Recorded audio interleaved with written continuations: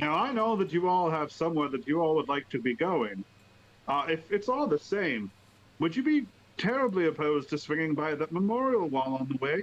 That very nice young lady in the infirmary did ask me to drop off her little friend here. And Erasma holds up a little token that she handed over. And I'd really like to see him home before we start wandering. I'm more than happy to join you on that. Wonderful. Anybody else like to visit the memorial wall? Anyone? I'll tag along. I'm off to the barracks. I need to seek out the guards that we assisted. I have questions. Okay. All right. Does everybody else know how to find their way to the barracks afterwards? I'd hate for everybody to be separated and lost in such a splendorous city as this. Considering we were just attacked, we probably should stick together. We can go to the barracks immediately afterwards. The memorial wall is just down the road. Barracks are kind of right over here. And the wall is over here. Where's the barracks? Barracks. Okay, barracks down there. Okay. The wall's here. Okay, so it's To not give too you far. insight.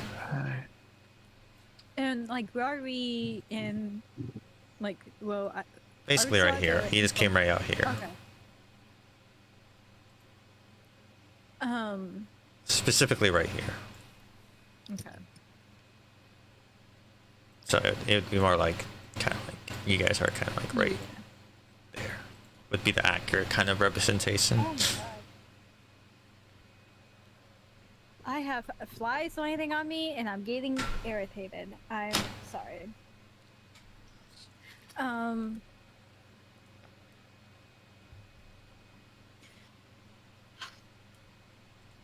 Nina will say to Vespa,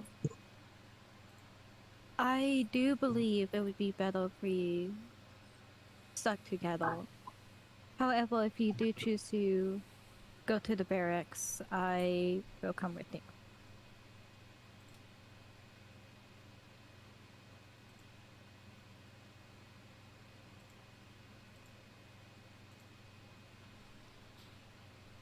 I'm sure. Vesper will go ahead and nod her head. You're really quiet and breaking Yeah. up. Yeah. Because I accidentally bumped the gain control on my mic. Much better. Yeah, much better. So what did you say? So I said that Vesper will go ahead and nod and just acknowledge that she'll go ahead and tag along with you guys, but she's very clearly uncomfortable with the fact that we're going along with this new individual who just joined the party. Well, it's. Well, no, you're not voicing their concerns, so never mind.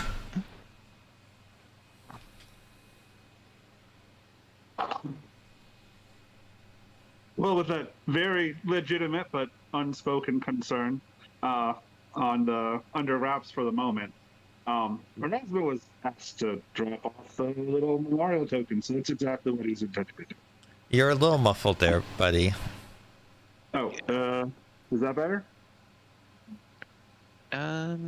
You still like the first part's like fine, but then as you continue, it gets like the words kind of blur a bit with muffledness. I got you. Give me 1 second to fess with my audio. I'll be right back. Okay, so you guys decide to make your way towards the wall, or do you guys have a conversation about the new member, or not necessarily new member, but new individual that's kind of with your group?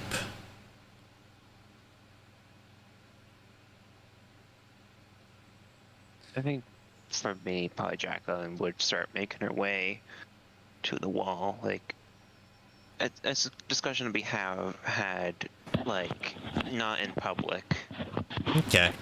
To be honest, he's probably the least weird member of the group, so...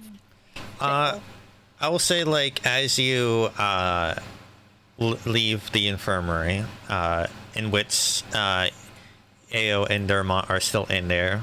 Dermot by the bedside of Ao as they rest. As you leave, you do see kind of Maggie's kind of helping some of the destruction that might have happened during the fight, kind of helping lift some broken stones and things like that that might have gotten affected from the fights. Kind of off in the distance a little bit. Still staying relatively close to the infirmary, but seemingly trying to keep busy is kind of the vibe you get from them. From without an insight check, that's basically what you get. Is this better? Yeah. Yes. Much better. Yeah. Okay. I'm happy to hear it. Okay. I want everybody an opportunity to be able to speak and be heard, so that's why I was like, hey, before we like go into a big monologue, you like, hey, yeah. No, thank you. I've done that enough that I really appreciate the consideration. Thank you. But yeah, all right. So you guys are gonna start making your way then? Yeah. Erasmus going to at the very least. Okay. As Vesper, as they're taking towards the wall, Vesper's just gonna very quietly, without anybody noticing, peel off the group. She'll probably like touch Nina to acknowledge, hey, I'm going this way. But she's gonna try and at least stay within, like, she's gonna be able to try and keep an eye on the group, and she's gonna go talk to Maggie. Okay. Are you trying to do this stealthily? Like, are you trying to like not be so obvious to move away from the group, or are you just kind of I'm essentially trying to like not stop the group from what they're doing. Okay, so you want to kind of be unnoticed in a way, in a sense, like you don't want to like distract them. Do a stealth check for me, just to see if yeah. I get to use one of my new dice. Let's go. First die of the session. Character sheet. I need my character sheet. Can you pull that up? That'll be useful. I would say most likely Nina will, without even the hand touch, is probably going to notice, but Yeah. She's just like trying to keep from distract. This is less about trying to be not noticed and more so trying to be respectful and not obviously moving away from the group. It's essentially what this role is. Unobtrusive. Yeah, this is just how like sly and slick you are about it, instead of like bumping into somebody accidentally, so to speak. Okay.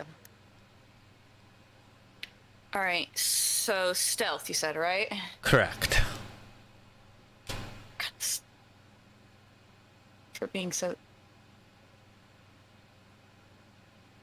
It's a natural one. Okay. So. Stepped in a bear trap. As you are walking away, you give that little brush to Nina.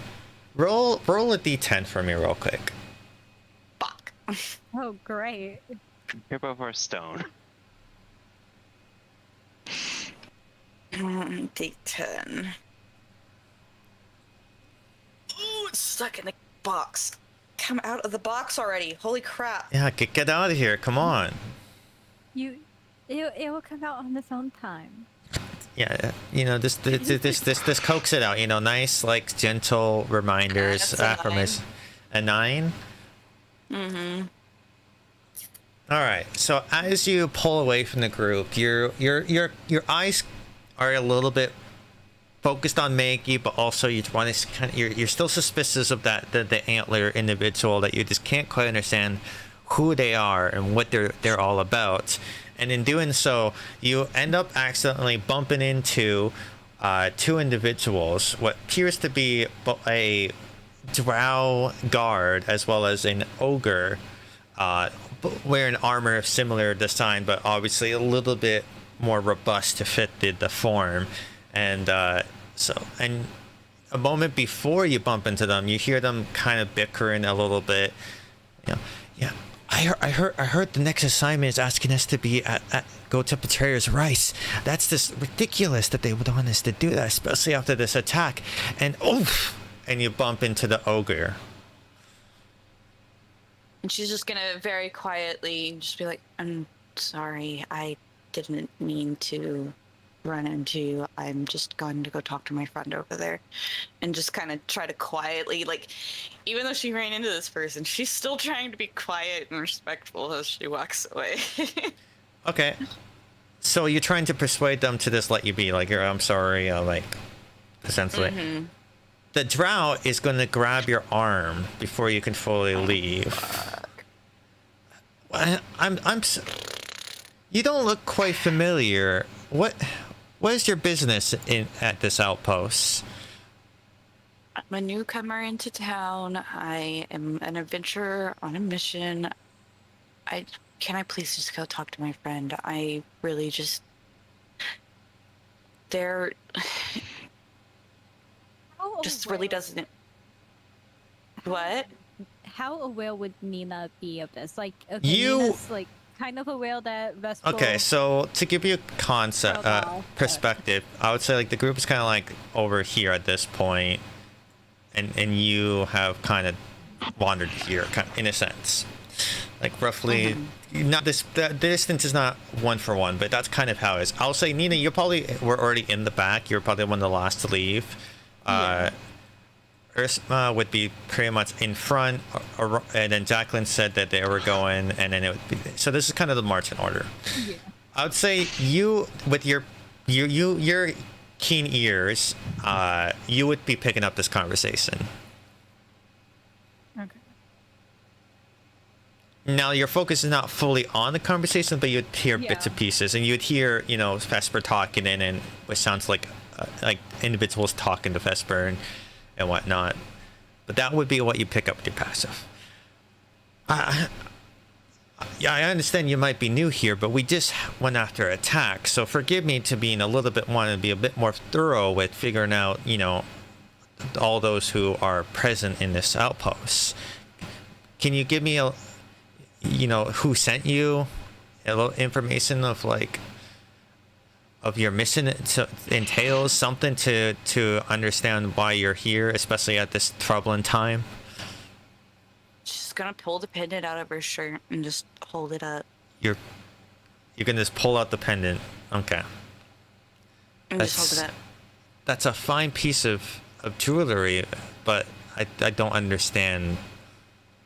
And this is something that has to do... I know it sounds stupid and it sounds crazy. It has to do with the gods. I was sent here from... What was the name of the city that we came from? Jighao. But before you can Jighao. finish that sentence, in the core of your mind, in the deepest recesses of it, you just feel this rumbling noise, and it crawls closer and closer to the surface until it's a pounding headache. Before instinctively you put the pendant back underneath your clothes. I'm here on a mission from somebody from Jighao. They want me to look into this. I just helped you guys fight whatever those things were at the main gate. I saved some of your buddies out in the barbed fields. I would just please let me go. How far away would you say Vespa is from Nina? I would say they walked about 20 feet before bumping into these people. Okay. I don't know if I had it with Vespa already. I don't think I did, but I would mind link with her. Well, you already can connect with her just by thinking about her, as long as you're within 60 feet. Okay. Okay. And Nina will say, "Are you okay? Do you need any help?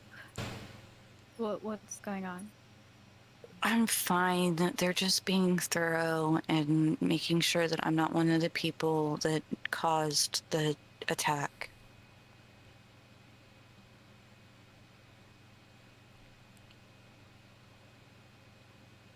Okay. Let me know if you need anything. Of course. You see on the face of the drow a mix, like less anger and more just caution and just like concern, kind of surveying kind of situation.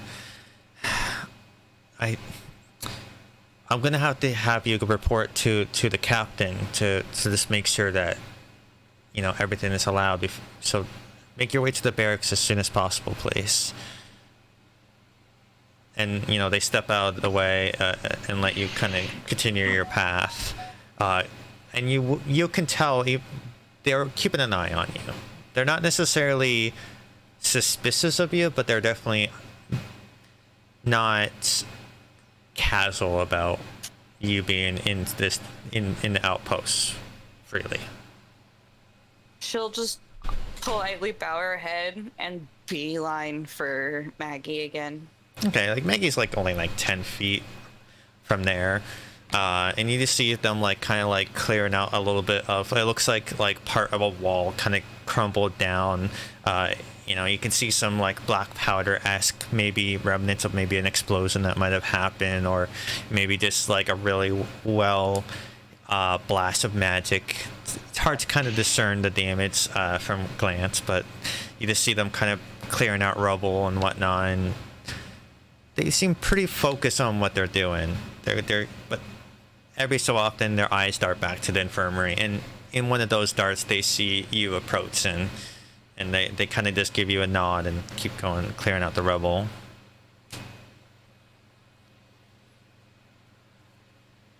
Maggie, is there a chance that Gus had swung by here when he came storming out of the infirmary? I mean, I did see him leave the infirmary. I didn't quite check where he went. He kind of just was in his own space, and been around him long enough to kind of know that that's just a sign to kind of give him a bit of space. He and I got into a bit of a tiff. If you happen to see him, let him know that I'm looking for him, and that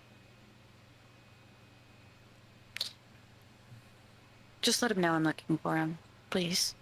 Of course. And she goes to lift a little bit of rubble, and in doing so, you both see what looks to be a small hand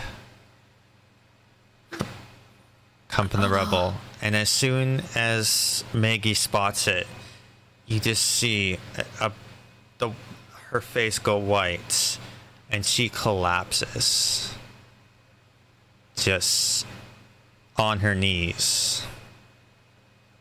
Vesper's going to continue the process of trying to comfort the child, and pulls them out and holds them real close, and she's bawling again. She's crying again. Yeah. This child looks to be a young drow. She couldn't be more older than 7, maybe 8 years of age. I'll spare the details, but you can tell that they were crushed in certain areas of the body.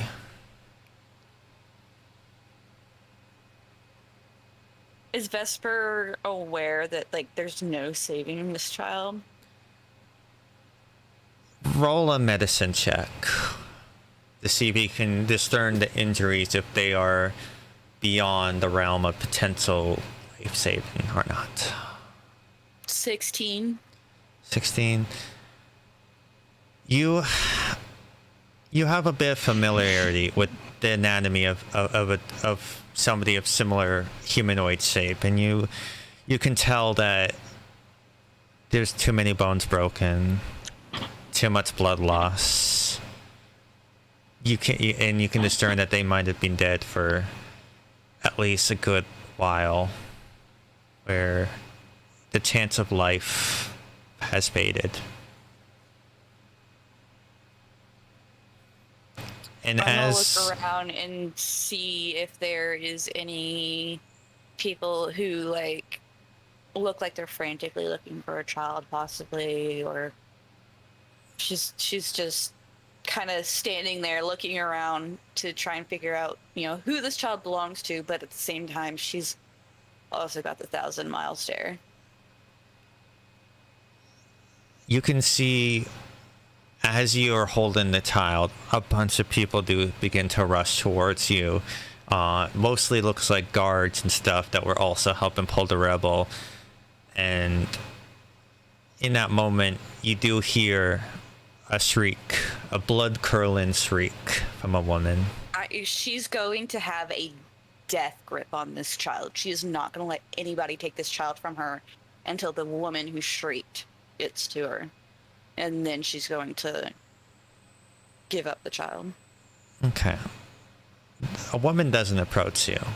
What appears to be a middle-aged male drow approaches you.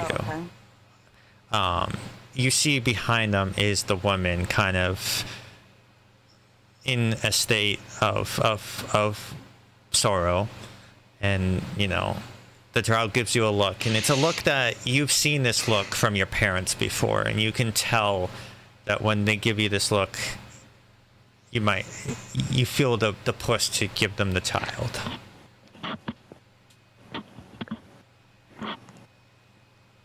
No words are exchanged. It's silent, but a look is given.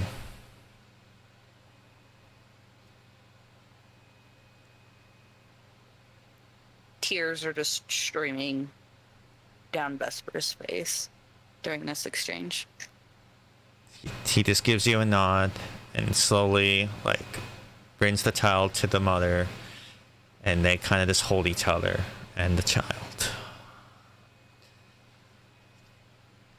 As that's happening, the rest of you have continued moving your way, because as that's happening, you've been moving along, and you might hear the crowd moving, but you could hear the shriek, but at that point you would probably be 50 feet from there, if not a little bit more, and you're making your way towards the wall of the Unforgotten. And what you do see is, when you get there, is a stretch of stone wall carved with names, wreathed in dried flowers, silver necklaces and ropes weighted with a good luck charm or two, and the ground near the wall is just cluttered with trinkets left there as offerings. And you do see a drow of the Aurora Watch that's praying near the corner of the wall.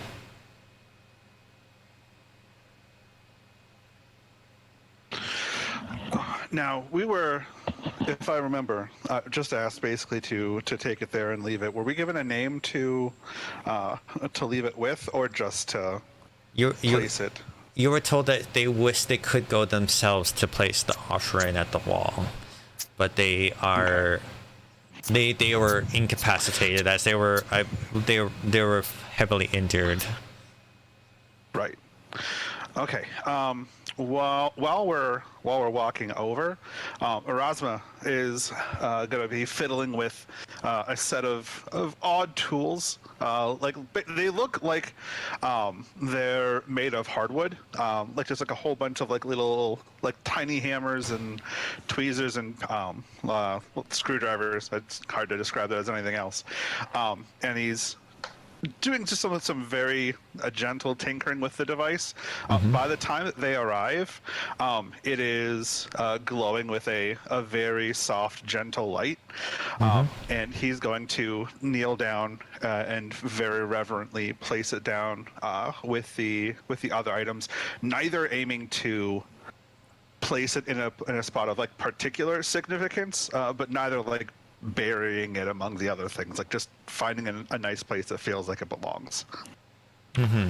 And as you kind of approach, the drow individual who, like, you look a little bit more closely, and they're less armored, and it seems to be more in like robes, still donning the insignia of the Aurora Watts. And as you and you approach, the individual kind of rises to their feet, and in a very stern voice, "Be respectful.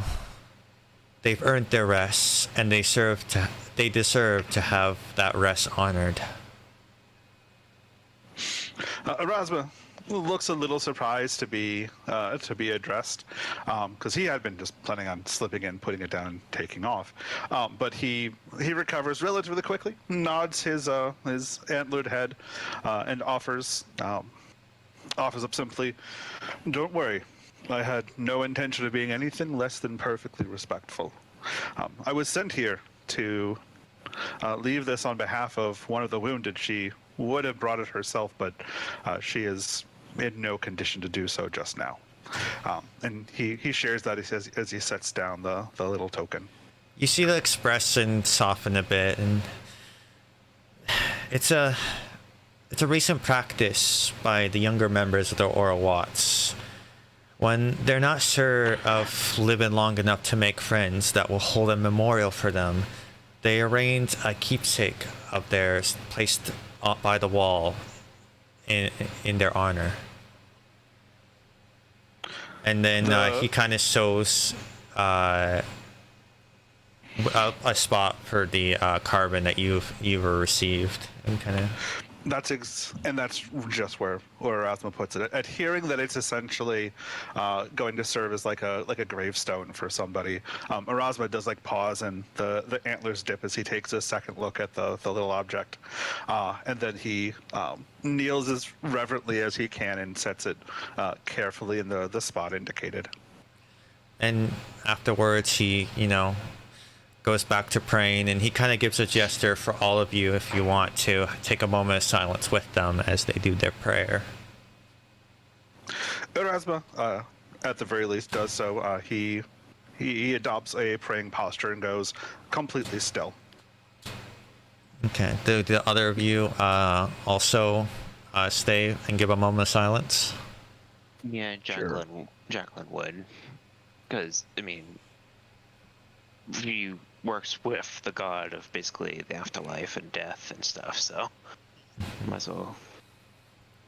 And in the prayer, you don't hear what you normally are used to. It's not a prayer rite to the Raven Queen. It's not a prayer rite in the sense of there's not a lot of talk about death, but rebirth and being reborn and the renewal of life. It's sorrowful in the prayer, but still also hopeful in the tone. And after the prayer is done, he kind of gets back up and, "Thank you. If you may, I can sense that you all have a grave importance ahead of you. I may offer you a blessing, if you may."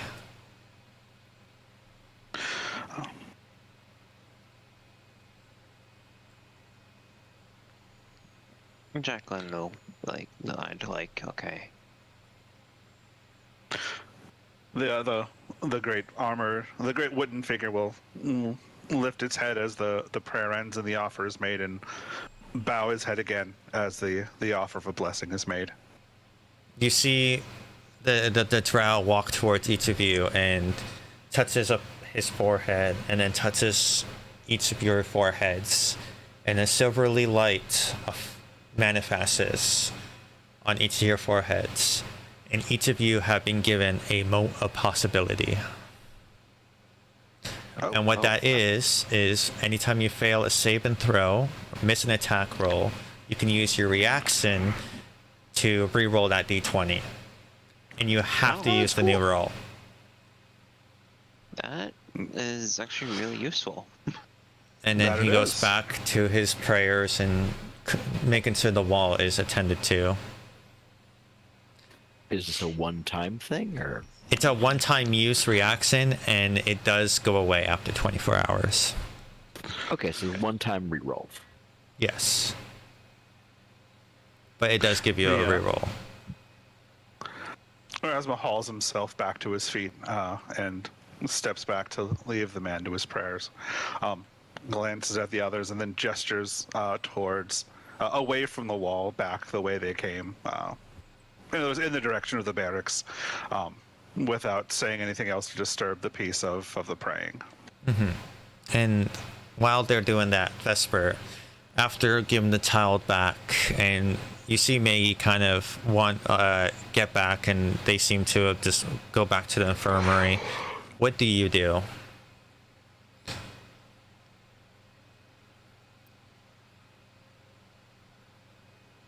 She's just gonna stand there for a moment and think about the conversation that had been had earlier that day over in the infirmary. She's gonna take a deep breath and wipe the tears from her face. Her face is probably now tear and dirt stained at this point. She's gonna turn to look at where her companions wandered off towards, and with a new fervor, she's going to approach them.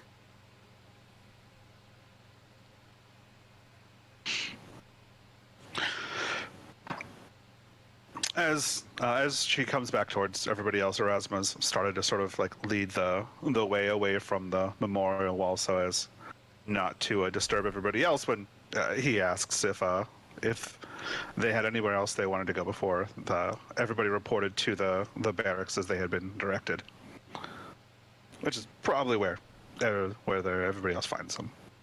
I'm just following along. 'Twas time to break things.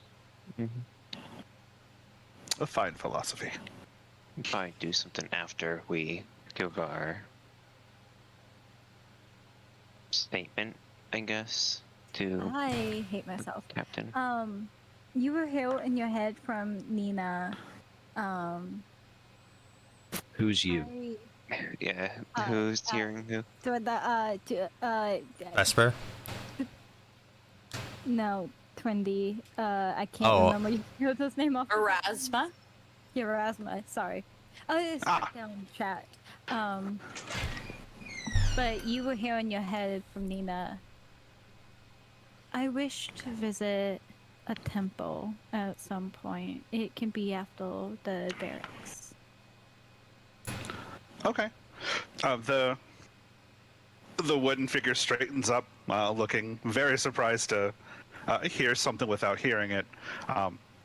Takes a second to look between everybody else, sees you looking at his direction, and seems to settle down a little bit and nods. A visit to a temple could certainly be arranged. And he's going to look over. Do you say that in their head, or no? He says that out loud. He has no idea what this psychic nonsense is. So all of a sudden, all you read this, all of a sudden, as if unprompted, they say what they just said.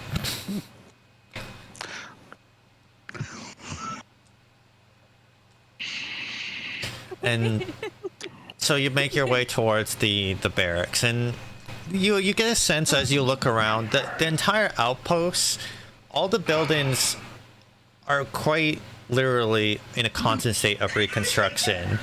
There's splintered boards and broken shingles that are being salvaged and repurposed. Canvases are tacked up on walls to cover holes that have yet to be repaired. You get a sense that not all of this this is not just as a result of the recent attack, but you get this sense that this place is constantly in a state of trying to be upkeep with no sense of a finish line. DM, as we are walking, I would like to cast, just with at first level, I would like to try to cast Cure Wounds on myself. Yeah, if you would like to use your spell to cure you can totally do that. Make a roll of how much health you get back. Okay. Because I'm kind of... Oh god. Lagging.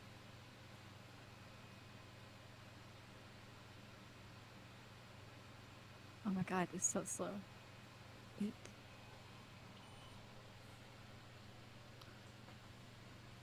Oh my god, can you please wait for me? So 8 healing. So you get 8 healing from that. Okay. Can you make a Constitution saving throw? God damn it!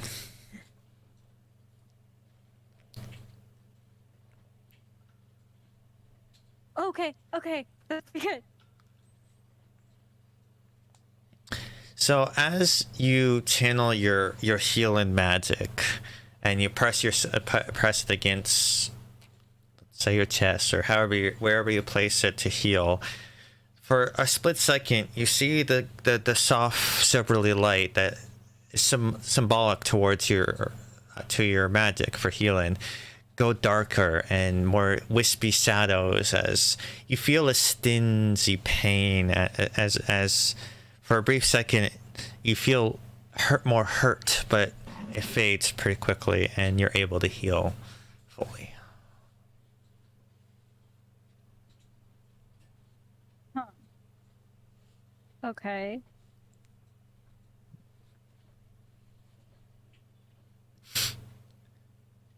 And you guys continue on your way.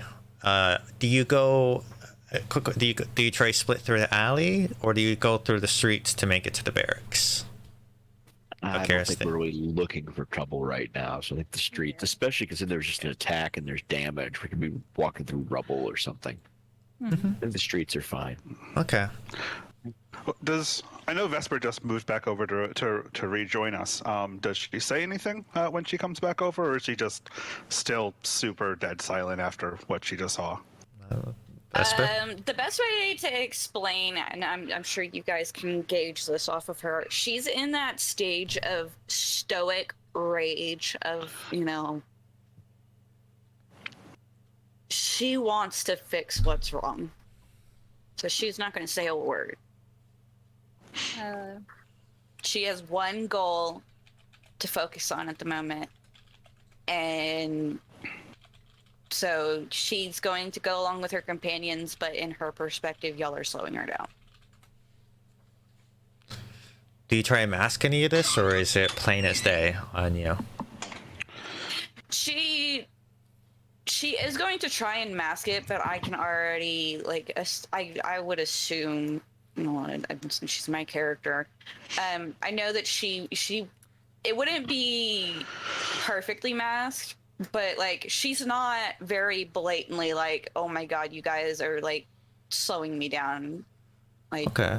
She's very clearly got a mission, and she is politely waiting on her companions because she knows that she needs them.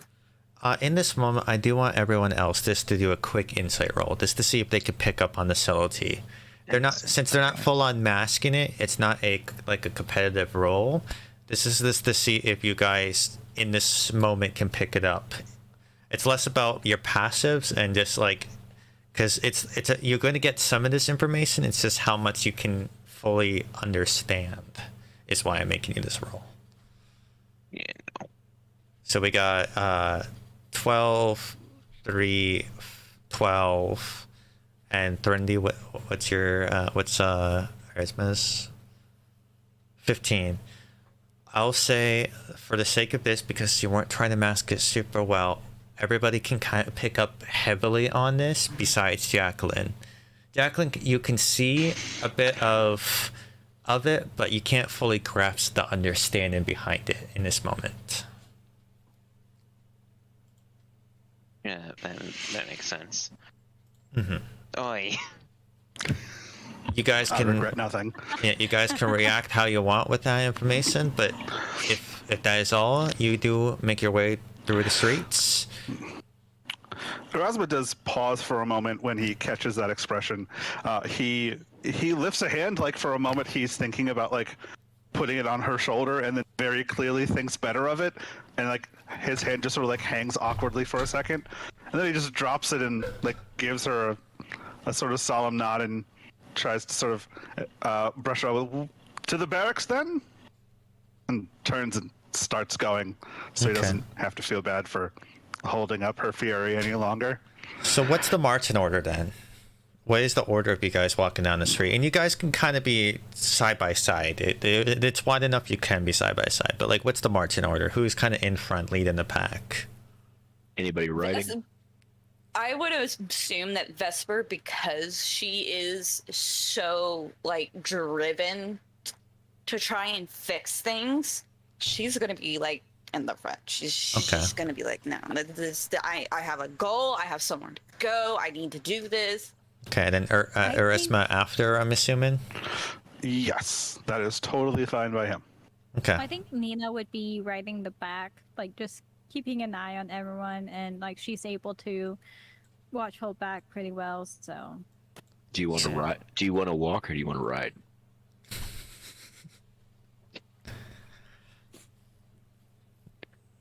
Me? Yeah. They can have somebody ride on them. I mean, He is a horse. he is part horse. And I will say, like, you do. Nina will walk for now. I will say, like, you guys, like, can tell, like, the vibe of what, like, most of everybody here is non-human, and, like, the only elves you see are drow. Like, you get a sense of this place, like, pretty much all of you are kind of odd men out, so to speak. Yeah. Do the drow mind being out in the sun? Like everywhere else, the sun is out, but it's pretty cloudy in the sky. And actually, because of the mountains, most of the time, the outpost is cast in shadow for the most part.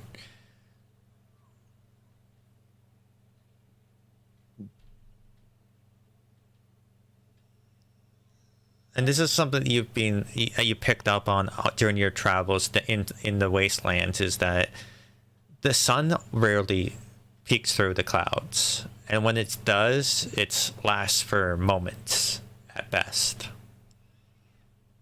This place is not a cheery location. It's very, in lack of better terms, very depressing vibes. It's probably Everything's also why somber. I would like somebody to roll a d10 for me. I'll do it. Okay, Ryan.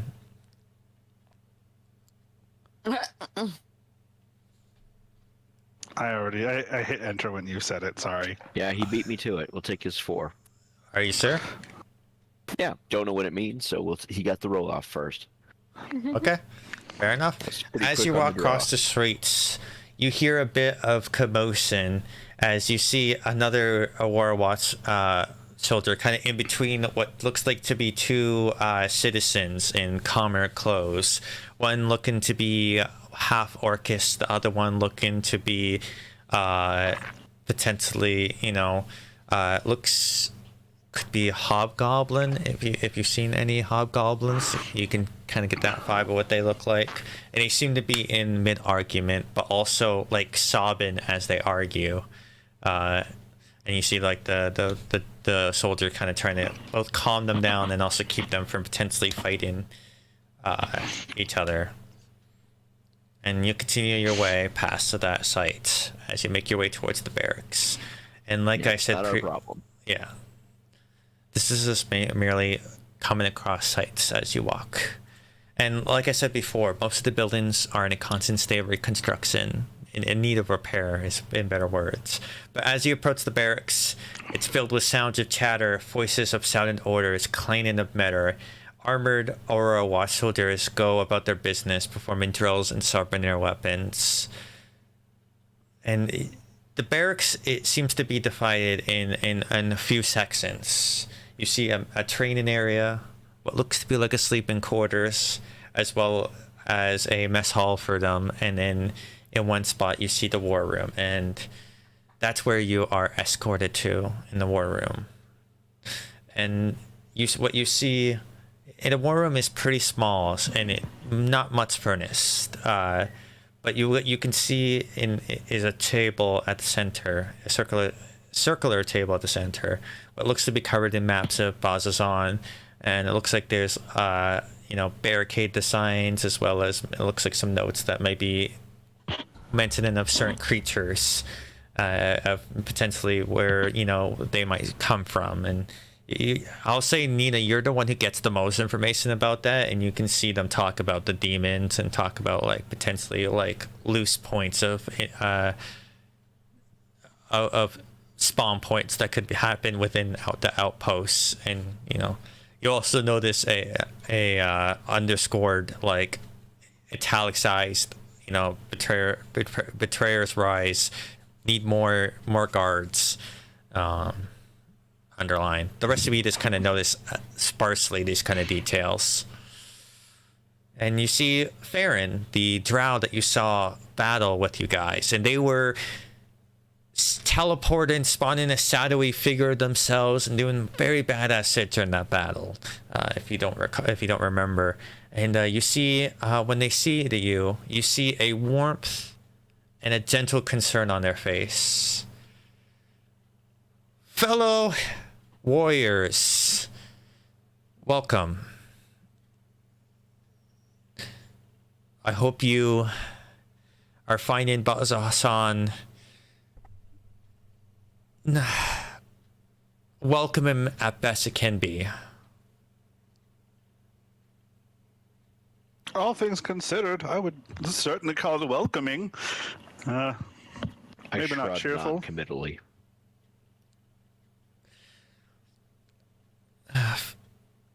He gives a moment for all of you to speak up before. It's been interesting. You know, I won't say anything. It's too much of a hassle to explain everything. Okay. Forgive my...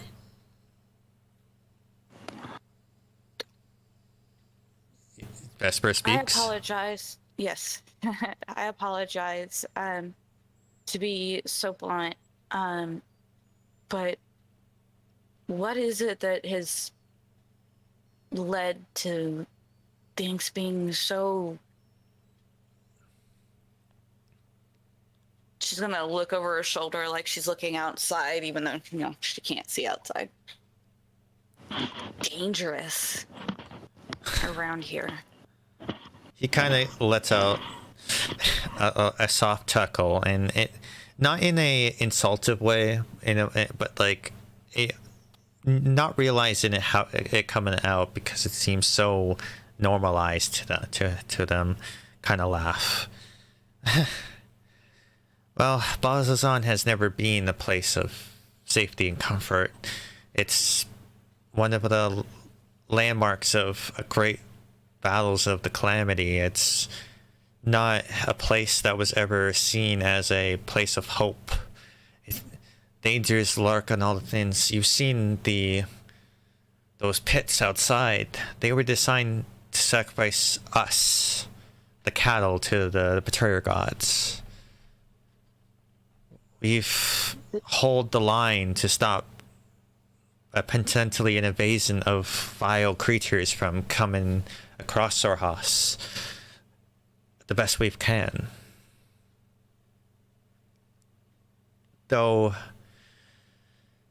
more recently, they seem to be more brazen in the attacks and more confident, and we recently came across a warning from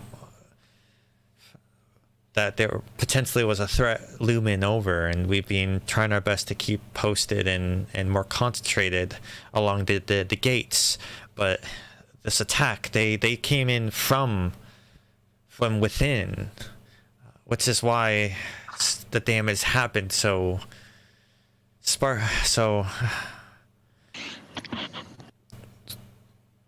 bad as it was.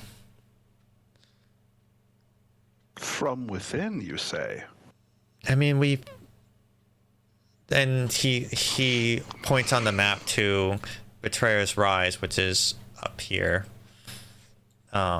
Which you saw, if you recall, when I showed you the picture, which I'll pull up for you guys. Where's the recycling hole at?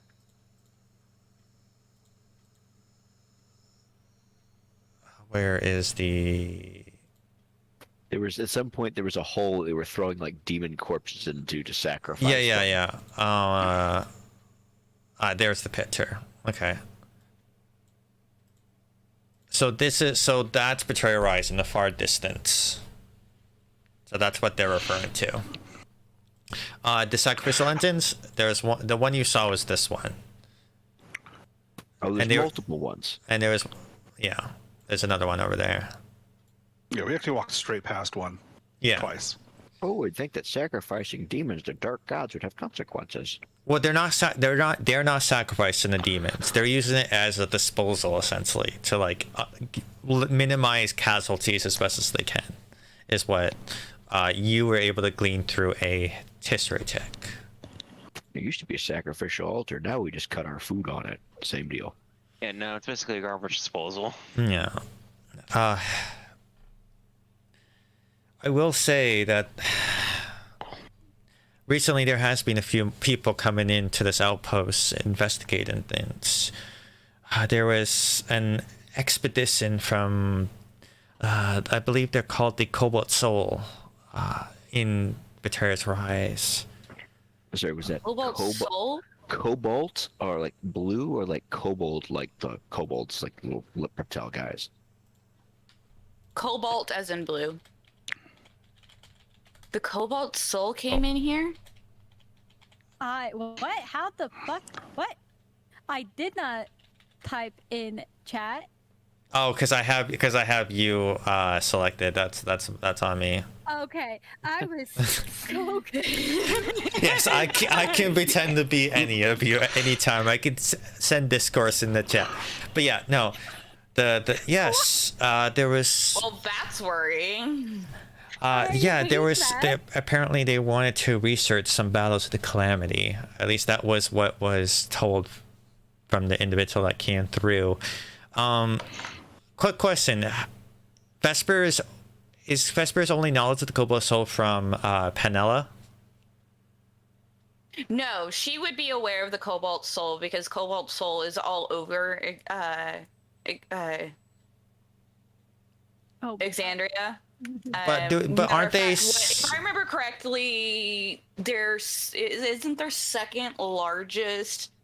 Because the largest one is in Isilra. The second largest is in Taldore, right?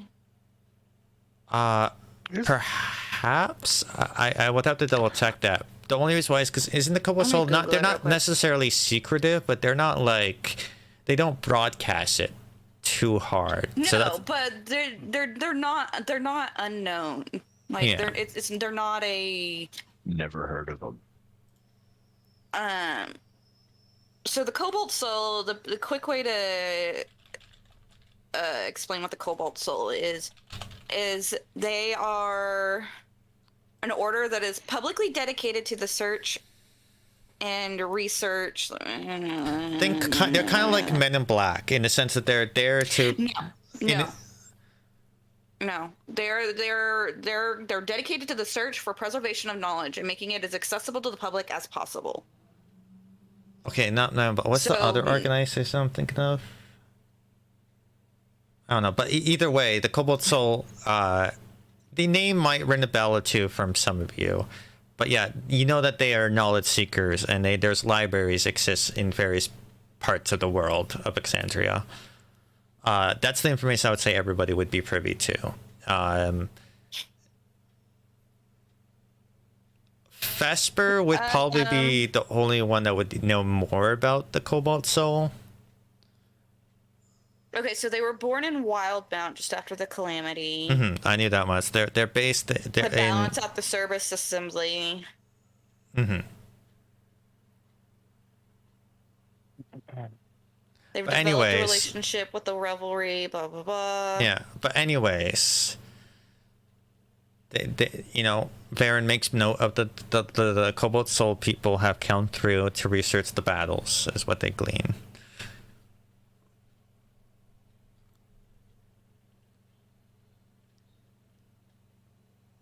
So does Vesper audibly speak of that? Was that an audible Vesper? The Cobalt Soul are here. Was that Vesper saying that? No, That was Vesper 100% being like, wait, Okay. the Just wanted to Cobalt make Soul sure. came here? Yeah. Because I feel like she would be very aware of the fact, like, it is unheard of for the Cobalt Soul to step into, Zorhas? yeah. Yeah. Because very few people go to Jorahas. It's very, very rare. Well, you know of the Cobalt Soul. Honestly, I didn't really know much about them besides I heard that they have a library or two. But yeah, they told me that there was reason to believe there was information to be gleaned from the calamity from Bazahan, which, truth be told, that it makes a lot of sense. This was, a battleground for the betrayer gods. But they did mention notes of potentially hidden secrets in Betrayer's Rise. I warned them that nobody dares to enter, nor is able to enter, due to some old ancient magics. So they went into Betrayer's Rise. Did they come out? I'll be honest, I haven't had a moment to be able to follow up with them, as this attack happened. It's not the only attack that has happened, and my focus has mostly been in trying to protect this outpost. Keeping tabs on those who wander into Bazahan on whims are not as much of a concern as mine as is the people that live here. That's reasonable. I will say, you did hear from in the infirmary, I believe. I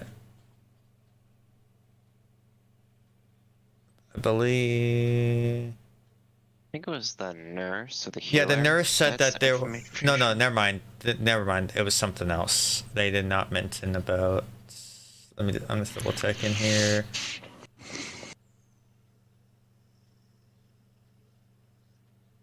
Is there anything we can do to help before we go on our way? I would like to try and assist you guys if we can. I see a lot of heartache around the city, and I want to at least do a little bit to make a change. Of course, if my companions are on board, and she's going to turn and look at everybody. So I will say that it was somebody by the name of Aloysia was told that they were injured trying to travel into Betrayer's Rise alone, and that was the individual that the nurse basically mentioned. Well, we've just been doing our best to fortify the walls and try to do repairs as we can. Unfortunately, there's not much in terms of preparation, because these creatures, they spawn in through pocket portals or seeping through the cracks in the walls.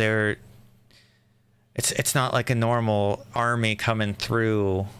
You can't just wait for the armies to march. It's unpredictable. Said portals. Are they portals to another plane? Are they? I mean, what information do you have about the portals? It's less that we know about portals and more of reports of certain men before the attacks happen, seeing odd tears and potentially seeing things that were not of this realm before the tear disappearing.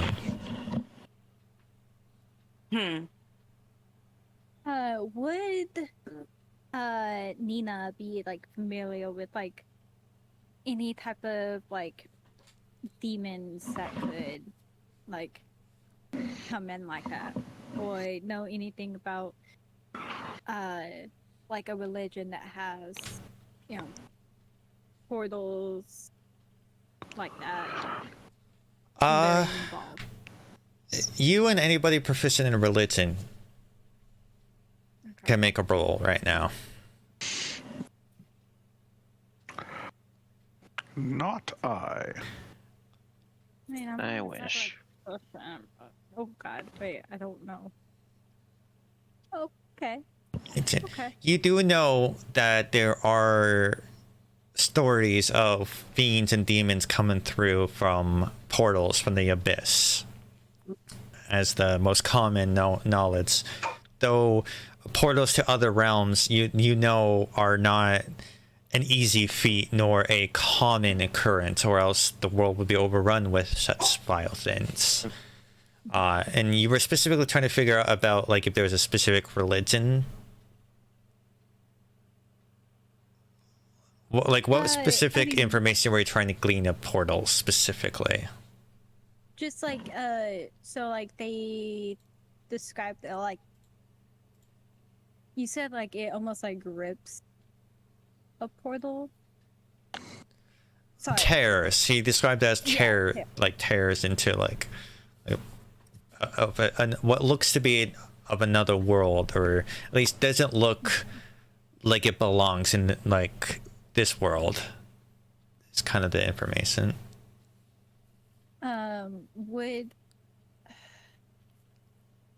Would I be able to glean that she's talking about the abyss, or Farron? You talk about Farron is talking about portals to the abyss? Yeah. Because Farron is a he. It's a he, sorry. Yeah. He does have long hair, so I mean, but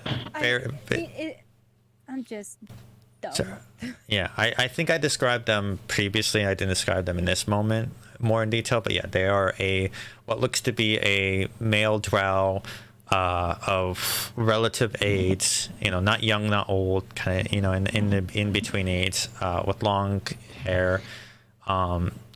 You can tell that they look older than they should be based on the kind of like bags under their eye levels, and you can tell that they're exhausted in the sense of this is heavy weight on their shoulders, kind of exhausted. And you have good enough insight to pick that up easily. He tries to mask it, but you can pick through it. Everyone else, you can see bags on their eyes, but that's about all you can glean. He's pretty good at hiding it, but you got decent enough passive insight there. I think that's only you can pick that up. Would I be able to like? I guess I'm trying to glean if like it seems like he is talking about like the abyss as like it. Well, he did mention demons and fiends. He used those terms, and you know that comes from the abyss. You know that, like you know most, and honestly, all of you know what demons and fiends are. You've come across one earlier, that giant creature that fought with the patrol. That was a fiend, right? You guys have a good understanding of that. You know the portals of the abyss you know that the abyss is a dangerous place full of very vile creatures, but like I don't know what else you're trying to glean from this. Like, are you, like specific demons or fiends, or somebody who could open portals, like a specific creature that can? Yeah, I'm guessing like it's more so like like if I might know a specific type of demon or fiend that would be doing that. With that roll, no. Okay. Nothing comes to mind. You do think that for portals to open, that's not normal. That's terrifying. Yeah. Okay. There's a bit of shudder to that thought. Okay, and then we saw people dumping like demons down the sacrificial holes, right? Or yeah, like sacrificial engines is what they were referred to as. Yes. Thinking back to the demons that were being dumped in, am I able to guess like maybe what type of demons they are? They were just more Giblin Elders. It seemed like this attack was mostly just Giblin Elders. I'll say all of you could see that. Like it wasn't. You don't need high passives. You walked right past it pretty much. You saw basically this Gibber Maldus being like kind of coaxed down into the hole, you know, the whole like sealed spear kind of tactic that Spartans used, or Romans used, I should say. Phalanx. Yeah, phalanx. Thank you. That basically that's what you saw was, in a way, the best describe how they would do that. It wasn't like they weren't dangling a carrot to kind of get them to fall in the hole or anything. Yeah, no. But yeah, no. With your role, there you can't think of it. If anything, you can't think of a name, but you think that if anything, if the demo is able to do open portals like that, that you would be powerless against them. Okay. That's fun. Yeah. And it wasn't just the Cobalt Soul. There was this woman,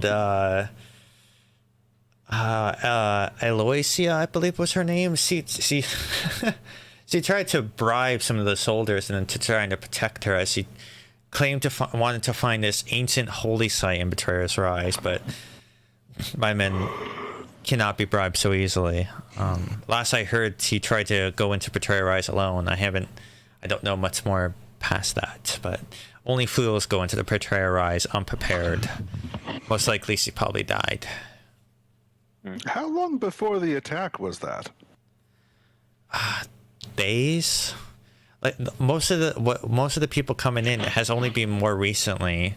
You know, there's apparently some talk about certain energy being released at one point. That's been emitted from Betrayer's Rise. You know. Somehow the Erasmus posture goes through evincing both excitement, and then when he sort of registers the fact that he said from within Betrayer's Rise, it very quickly gets tempered. So that unusual energy that I've been hearing has been emanating from the area was coming from within Betrayer's Rise then. Excuse me, hearing about? Where Mitsu would you have heard about this? Oh, I'm here on behalf of the Ashari. They were actually wondering what exactly those energy emissions were about, and they sent me to come investigate.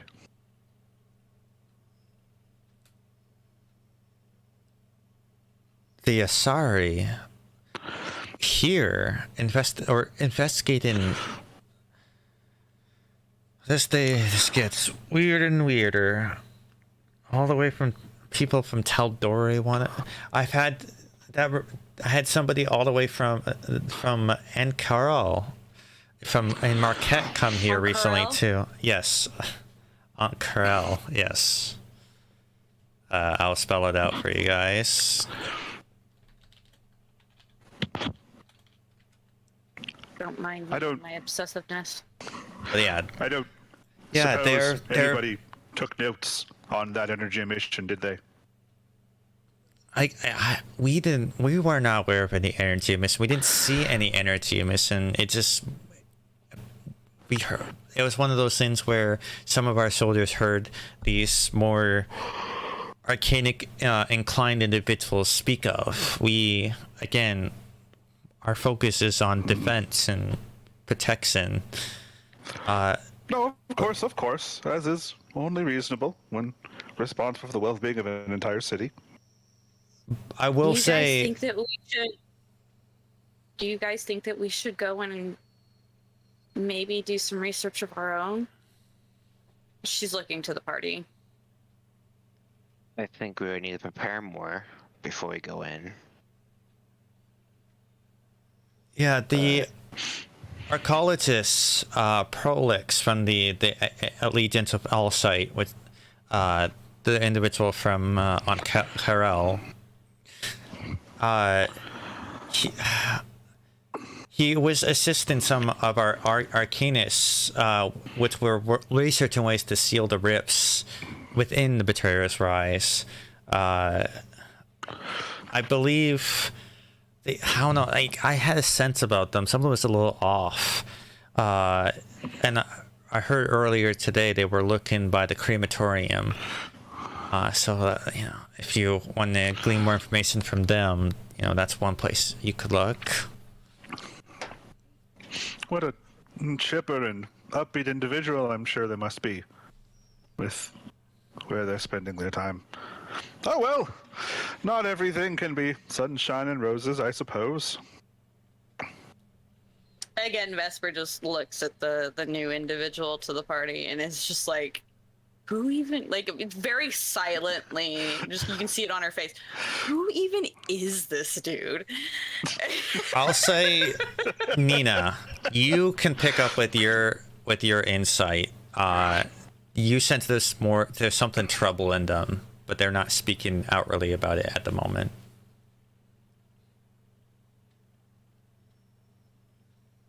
Well, I suppose we've been given a lead.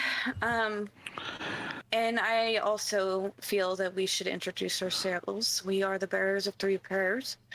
My name is Vesper de Rollo, and these are my companions if they wish to introduce themselves.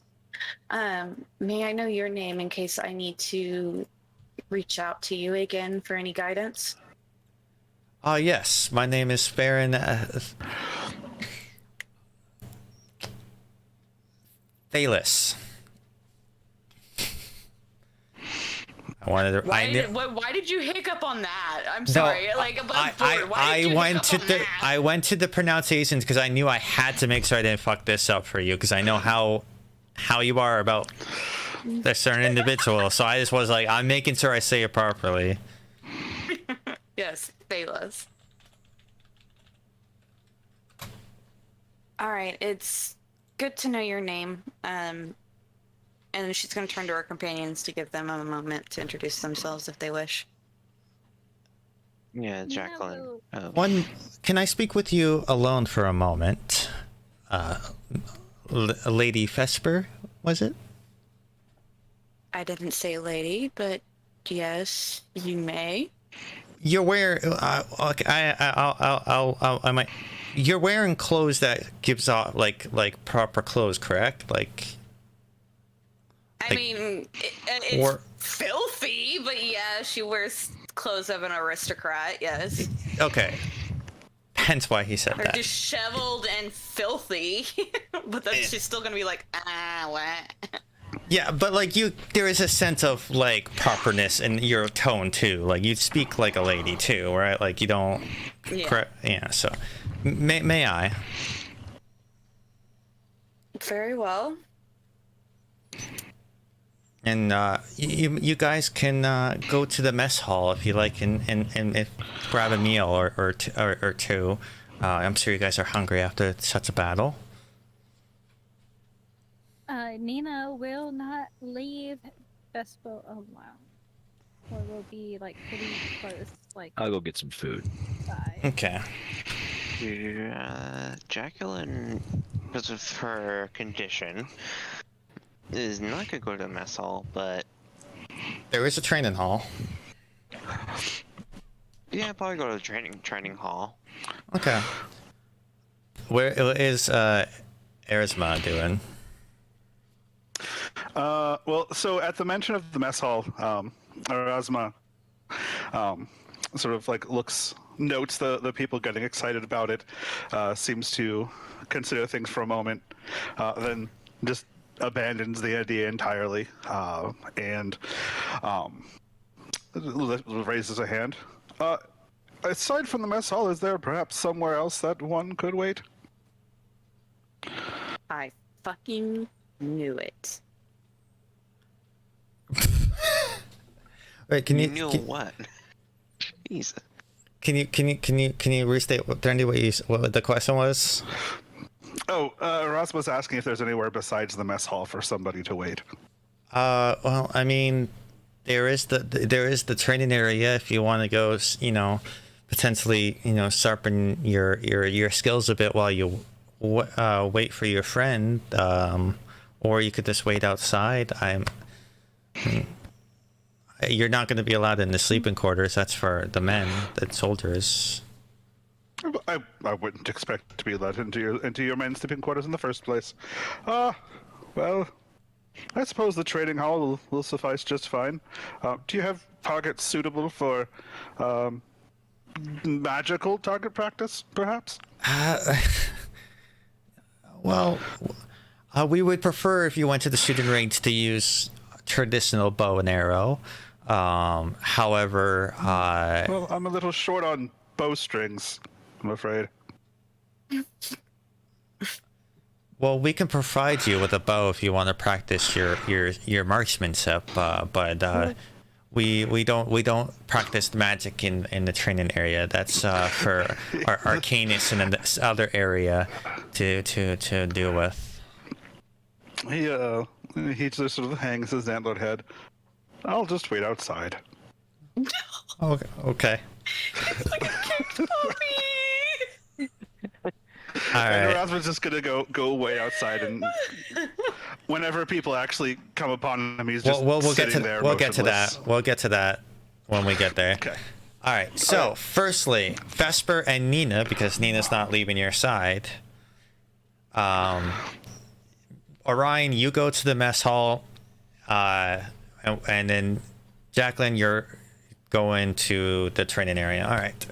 A busy day today, and after a lifetime of wandering, you take food when you can get it. Oh yeah, and the food is not like grandiose or anything like that, but it's serviceable. It's you've dealt with this before. It's rations for an army level, but like I'll say because you would probably be able to eat it pretty easily. It doesn't taste awful, but it doesn't taste good either. But anyways, going to Vesper and Nina. Military outpost mess hall food. Yeah, exactly. It's serviceable. It's yeah. blunt calories. That's all I need. Exactly. Yeah. So Nina and Vesper, because Nina's not leaving your side.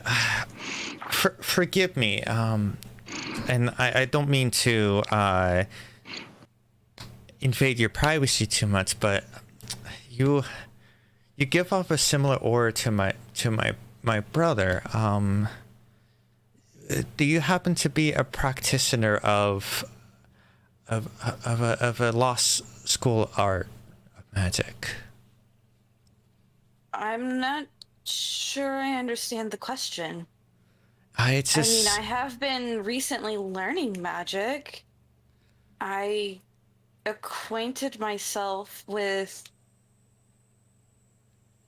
a member of the other party that came through who he entrusted me his spell book, but I recently gave it back to him. But I do practice magic, but I'm not sure I understand what you mean by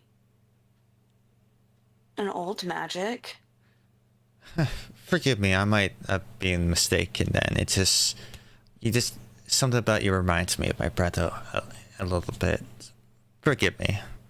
And he goes back to like the map and seems to put focus into that.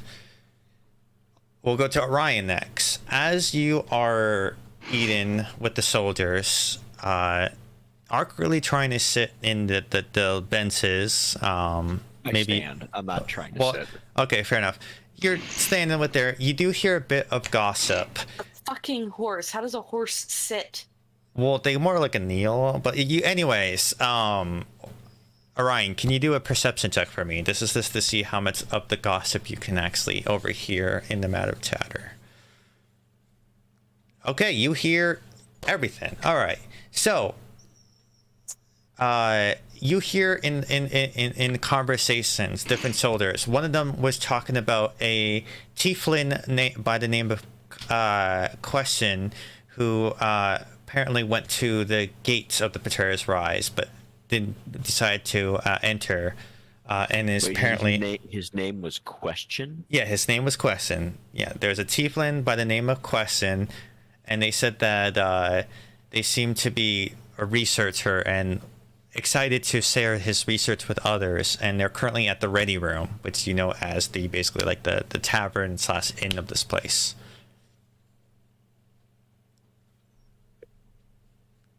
All right. So, do I hear anything else? Yes, you also hear about an elf by the name of Aloysia, who tried to bribe some soldiers, as well as you believe that she wants to ransack the temple, but others think that her concerns is more religious, but also seems to be trying to find some lost lore about the prime deities. And you hear that with another group. Oh, I know, Celeste. I know. Okay. That doesn't mean that you don't potentially give off a certain aura to do to your magic school. Anyways. Did they say how much she was willing to bribe them? With the 24, I'll say that you do hear that she did seem to offer like a decent amount of money, but at the same time, you get a sense that these men are loyal, and they're not ready to surrender their honor so easily. And a sense of also, they don't want to enter Betrayer's Rise for any amount of money. Like, they are not even close to being willing to do that. But that's what you glean from your meal. You feel rested. If you need to heal, I'll say that you do get a short rest. You get to roll a hit die if you need to. We healed when we. I'm just saying if you need to, if you didn't fully heal. I think we got healing in the temple we went to, because I'm still at full health. I think you took a little bit of damage and weren't fully healed, but maybe you were. I don't know. But in case you needed to heal, that was an option. Jacqueline, you enter the training area. The building is in the center of the barracks. You see where what looks to be maybe newer soldiers learning their trade under other officers. You see that there seems to be 3 distinct things happening. There seems to be shooting reins, what looks to be like a wrestling match, as well as soldiers clipping and cleaning sword mats. Okay. You don't have a ranged weapon on you, correct? Technically, the only range I have are my hand axes. Yeah, so you don't have a bow and arrow or a crossbow. All right. Yeah. So you do see over by the center range what looks to be a grizzled orc kind of appearance, over by and shooting the bow and arrow. Over by the where the sparring is, you see a couple of soldiers that sparring with training weapons, and then you also see over yonder there is the ring where it looks like wrestling is happening, where it's no weapons, hands-on fistifights. Okay. So you do, yeah, fisticuffs. Like the wrestling, am I wearing armor, or are they like common clothes, like boxing each other? It looks like they've donned off their armor and they have like bandages around their, like it looks like a boxing match and like wrestling match. Like it's less armor, but then you do notice that as you watch, some of them do fight with their armor on. It seems like it's a mix of just like training and more friendly competition. Okay. So it's a mix, depending on what you want to do. But in the sparring match, they are in armor. But you look and you can tell that the weapons are dulled or if wooden. I will do the boxing. So the wrestling? Yeah, wrestling, boxing stuff. Like, I'll find somewhere where I can quickly like put on my head and all that. Okay. Like somewhere quiet I can put on my head. Yeah, I mean you can find a spot like kind of Takes off the center. Face, head rolls Now, off shoulders. I will say, imagine he's in the ring as a box, and the guy's like, "Dude, take your helmet off. I'm not boxing you with a metal helmet on." Yeah. So two options you have, right? You can try to do a stealth check to just covertly do it. I'll also or sleight of hand. You could do it could be sleight of hand or just a stealth, depending on your desire. Or you can roll a perception to see if you can find a spot that is good enough where you can confidently, without needing to be secretive. So I'll give you an option between perception, sleight of hand, or stealth to try to don your head. Give me 2 seconds. Let me see what my What? You said perception, sleight of hand with stealth? Mm-hmm. I'll do perception, just Okay. because that actually has something in it. Yeah, go ahead. Roll a perception to see if you can find a spot that you think is going to be good enough to don your head without being spotted. An 8. You think you found a spot? It's dark. It's darkened. The light's not shining on it. It's kind of around the corner, kinda. You know. Right in front of this, obviously not a one-way mirror. Well, like I said, you think you found a spot with that roll. You think you found a spot. Your confidence level is up to you, but. Okay, sure. Okay. You take your helmet off and you pull your head out of your sack. You do a little spin it around, you know. Alrighty tighty, lefty loosey sort of deal, and you know your head is attached. And then you come out and you see some soldiers fighting. Do you go for, you know, armored fighting, or do you go for, you know, non-armor fighting, unarmored fighting? You know what? I would do unarmored fighting. Okay. I mean, obviously, you know, you got the like sports bra-esque thing happening, whatever they called it back in the day. So you're not like obviously topless, but. Well, yeah, no. I'm assuming Jacqueline, because Jacqueline does have like clothing underneath her armor. It was literally just called binding. Binding. Thank you. That's what I was thinking of. Okay. Yeah, they just bound the tits in place very tightly. That's it. So hold on, I'm just gonna unequip all my armor and stuff. Okay. So. All right. There's two ways I can approach this: a full-on fist fight, like where it's basically go back and forth, punching each other until one goes down, or a bunch of checks to see if you are agile enough. I'll let you make the decision. Do you want a full-on fist fight, or just do some checks to see how well you do? Do some checks. Okay. Yeah. I mean, one takes a little bit longer to. Well, one of them takes a little bit longer. No, I will roll that you can use your dex to do try to be agile with your punches, instead of you just pure strength. When I do like these kind of fists, I don't do the unarmed strike, like just like the 1 point damage you might do. I roll it's like a D4 or something that you both roll kind of thing. Okay. So just to let you know, I'm not making it where you do 1 point of damage with each hit, and then like it takes 10 hours to fight something because they have like 50 health or something, you know. Right. For specifically this kind of fight, because it's not combat based. Okay. So it'd be a series of strength, checks. Like strength or dex, you said?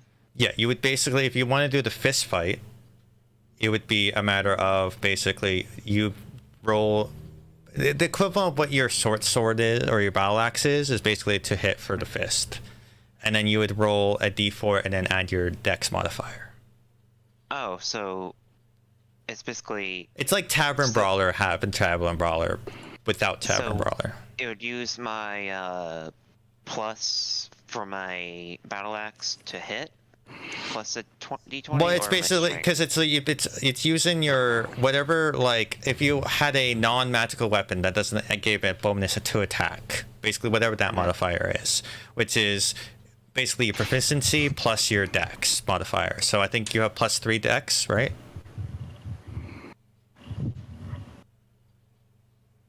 No, I have. So what's your dex +1. modifier? Like the number underneath, or the plus? The modifier, the plus. The plus, it's a +1. Okay, so it's +1 plus your proficiency, so it'd be a +3 to hit. +3. Yeah. So it would be +4 to hit, right? Then I'm confused. I would just suggest doing the checks because this is way too complicated. Yeah, you're getting a little too confused. So we'll just do the checks. That's why I said I wanted to do checks. Yeah, well then you asked about the thing, and then so I was just giving you information. But yeah, we can just do checks. All right. So you get a choice between acrobatics or athletics for this. All right. I'll do athletics. Okay. So it's going to be, multiple rounds of going back and forth. Okay. I'm rolling the dice too. If those on stream can see, I got a dice right here. So I'll let you make the decision on what you roll, whether it's athletics or acrobatics, but you get to make the choice. So make your roll. Here's my athletics 13. 13. So in the first round, as you see this other woman, half orc, tusks nice and thick, you go in and you go for, a little bit of like a dodge, like you kind of go for that dodge weave and go for like an uppercut, and they're able to just catch your fist and they go for, and they give you a nice knock in the head. So that's a failure. Okay. For the first set. Okay, make your head next. didn't fall off? No. 23 for the next one. So the next one, as they go for another swing, you're able to use the fact that they had your hand to kind of shift them off, and you slide between their legs, and you're able to do a kick into their back of their knee, and they fall to their knee slightly. That's a success. Okay. Come on, big money. 15. 15, just barely. You're able to go in, and now you have them in a headlock, and you pull them to the ground. Okay. All right, now with advantage roll. With advantage? Okay. Yes, as you have them in a headlock, they're going to roll as well with disadvantage because you got them in a nice spot.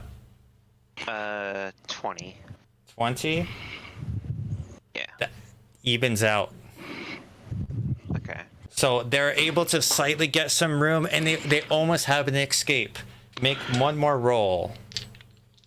Still with advantage or straight? This is a straight roll between both of you. Because now it's kind of an even field. 22.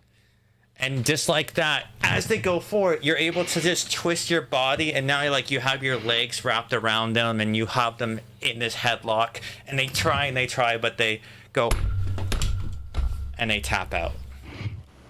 Yeah, Jacqueline will, let him out the leg lock, I guess. And they'll stand up and reach a hand out to pull him up. They graciously grab your arm and pull you in, and raise your hand up, and then they give you a nod, and there you go. All right. But yes, so you wrap that up, you get your clothes back on. You have an hour where your head is attached, so up to you if you put your helmet on. But but you get yourself up. Vesper and Nina, after that conversation, you run into Orion. They finish up their meal, and you all kind of meet up, and you make your way outside, and you see the site of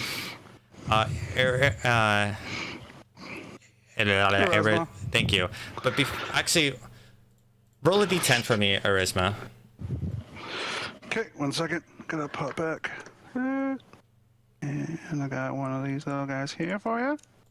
There you go. Okay, so you see, as you're waiting outside, you see what looks to be a older tiefling individual kind of crying as you see a small casket in their arms as they seem to be walking towards the crematorium. Oh God. Yes. Well, that's absolutely awful. Yeah. But you see that as you wait for your friends, ?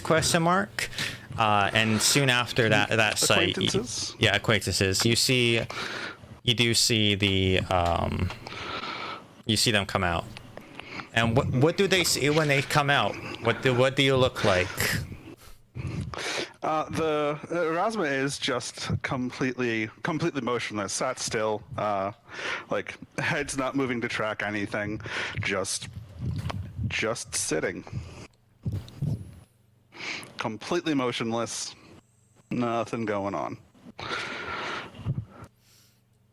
And you guys come out and see your acquaintance that you have brief conversations with, motionless, sitting and waiting. Jacqueline will probably like knock on the armor, like, hey, you there? The head wobbles upright after a second. Oh, you're done. Welcome back. Did everything go all right? I trust nobody was chewed out too badly. Yeah.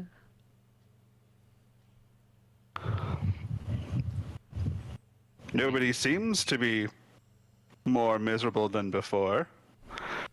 So it must have gone well. Oh, Belly, I'm doing okay.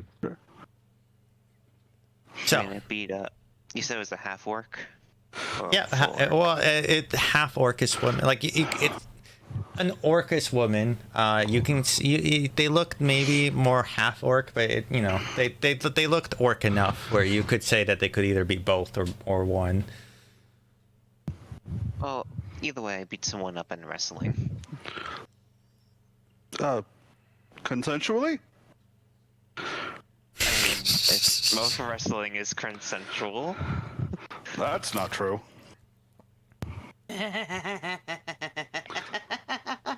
Oh my. Yeah, also that. I got a lead on a tiefling named Question. It's researching some of these. You take 1 point of psychic damage, Charisma, for that.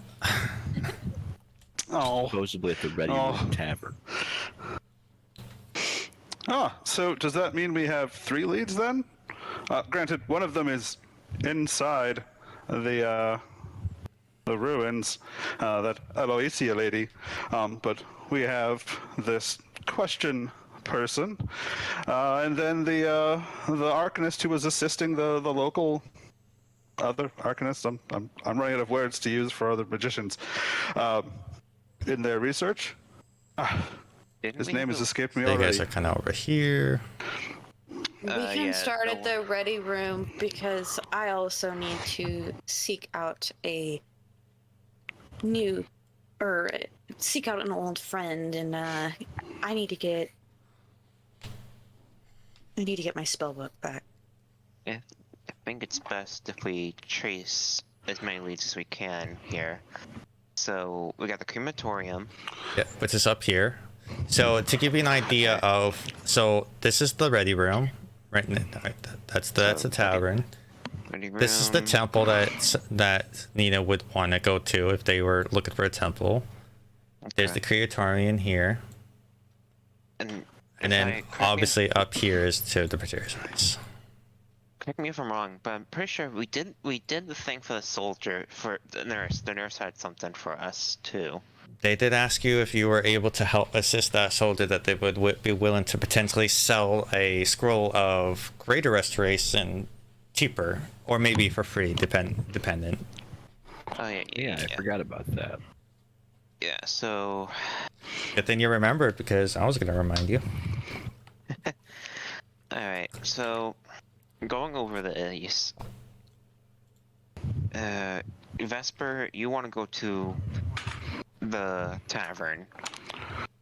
Do you want one of us to follow you, or do you think you might be able to handle it by yourself?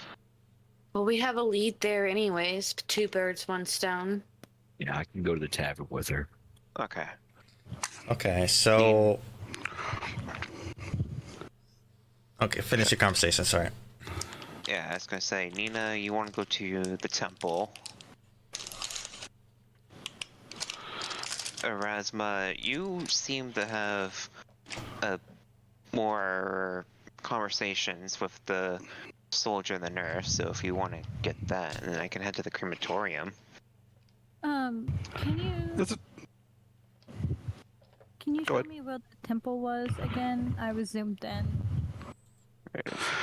Okay. Bit of a hike. Yeah. Pretty far.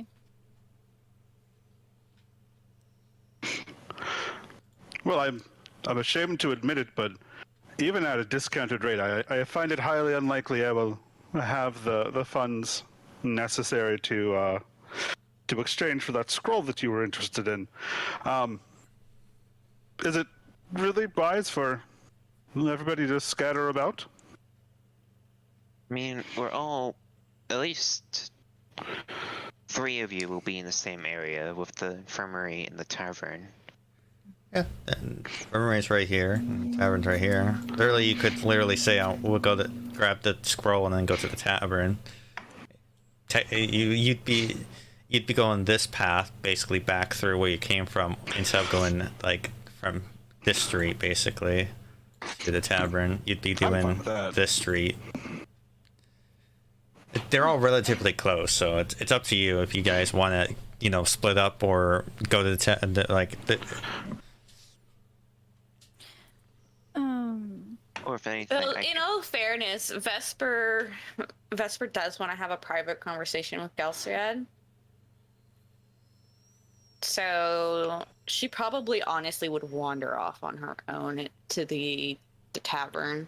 Okay. And just like wait patiently for everybody to come back at the tavern, knowing it's the only tavern in town. So I will give you also, but I'll just be in the tavern then. If you want to have a private conversation, that's fine. I'll just be there in case trouble breaks out. That's if he's even there. That's if he's even there. That's why I want to point out. You talked to Maggie like right over here, and they said that they saw Galahad pass them. But if the tavern's over here, if they left the infirmary and they went to the ready room, they wouldn't have passed Maggie. I will give you your best smart enough to realize position wise, Galahad probably isn't at the ready room. Okay.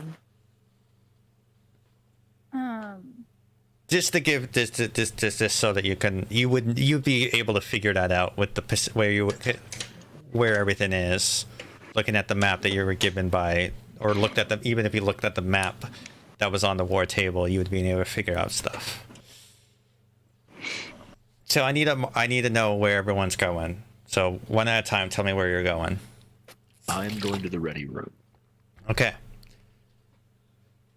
Jacqueline, where are you?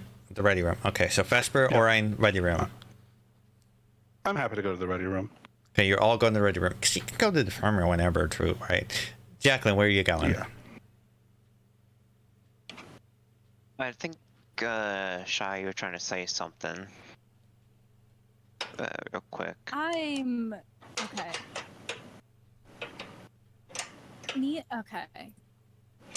As a player and as Nina, I'm potential. Okay. Basically, one, Nina wants to talk to everyone, but she's not able to because she can only talk to like one person at once. So it's kind of hard to like. You can link with one person and talk to Vesper freely. So technically 2 people. Yeah. Okay. I thought that wasn't quite established yet. Okay. And then I think the night that like they slept with each other for comfort was enough of a bonding experience. Okay. You haven't had quite a bonding experience with anybody else yet. You've been okay. I've been keeping track, don't worry. Okay. Hold on, let me make sure I have that in my notes because I thought it was like Nina could just like freely talk to Vespa, not that she could talk to Vespa and someone else.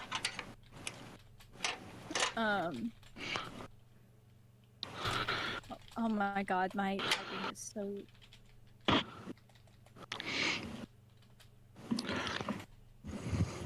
You did say sleep with each other for bonding, right? Like they slept in the same bed. They were comforting each other after a traumatic experience.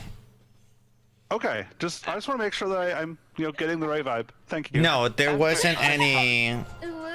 After unintentionally being attacked by me. Yeah, it wasn't one of those like whole situations where. Okay, no, that wasn't how. I'm not here to judge. Jesus. Cool. Okay, it wasn't a moment. All right. Anyway, There's almost a suspicious silence where the confirmations of that should have been, but we can keep moving. Look. Okay. Anyways, what are you trying to say, Nina? Okay. So Nina will, I guess, talk with Best Boy and probably Orion. And just say, I feel the need to go to the temple. Something's not quite right. I can meet you at the tavern after I'm done. Unless you don't wish to split up. Do you wish to split? I don't think there's anything we desperately need to do at the tavern right now. If you think there's something wrong, It's like we could see to the temple first. It's hard to explain. I feel it in my magic. Well, I'll go with you to the temple then. If you wish. If your magic's not working right, I'll keep you safe until we figure something out. Vesper is going to approach her, and I'm going to go ahead and roll a sleight of hand here. Take the initiative on this, because she's going to try and, as subtly as possible, give Nina the pendant without too many people around us noticing. Nina's probably gonna know this. I will say Nina's probably for sure gonna notice. I fully anticipate Nina and Orion to have noticed the exchange.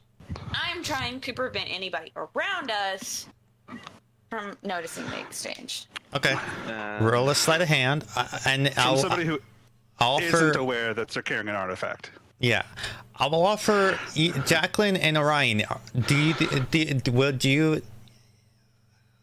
roll a perception check for both of you to see if you can notice this exchange happening in the moment? Perception, you said? Yeah. Okay. I rolled a 23.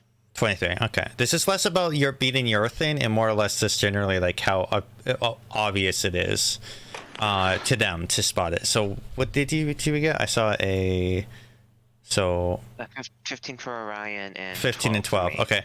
I'll say Orion, you do notice this, and you can assist in the sleight of hand to cover it up. Again, you roll a 23, which is really high. If you want to roll with advantage, you can. If you want to see if we get a nat 20, but that's also that does currently beat Nina's thing. So Sibo will notice this. This is more or less Orion noticing, not necessarily the pocketing of like transfer, but notices the initial like Vesper's up to something and is able to assist you. So do you want to roll one more time to see if you can? The second roll was a dirty 20. Okay, well you are able to, for what you think is a really good pocket, you're able to slyly like unclip the well, actually it doesn't have a clip, so you kind of like casually play with your hair.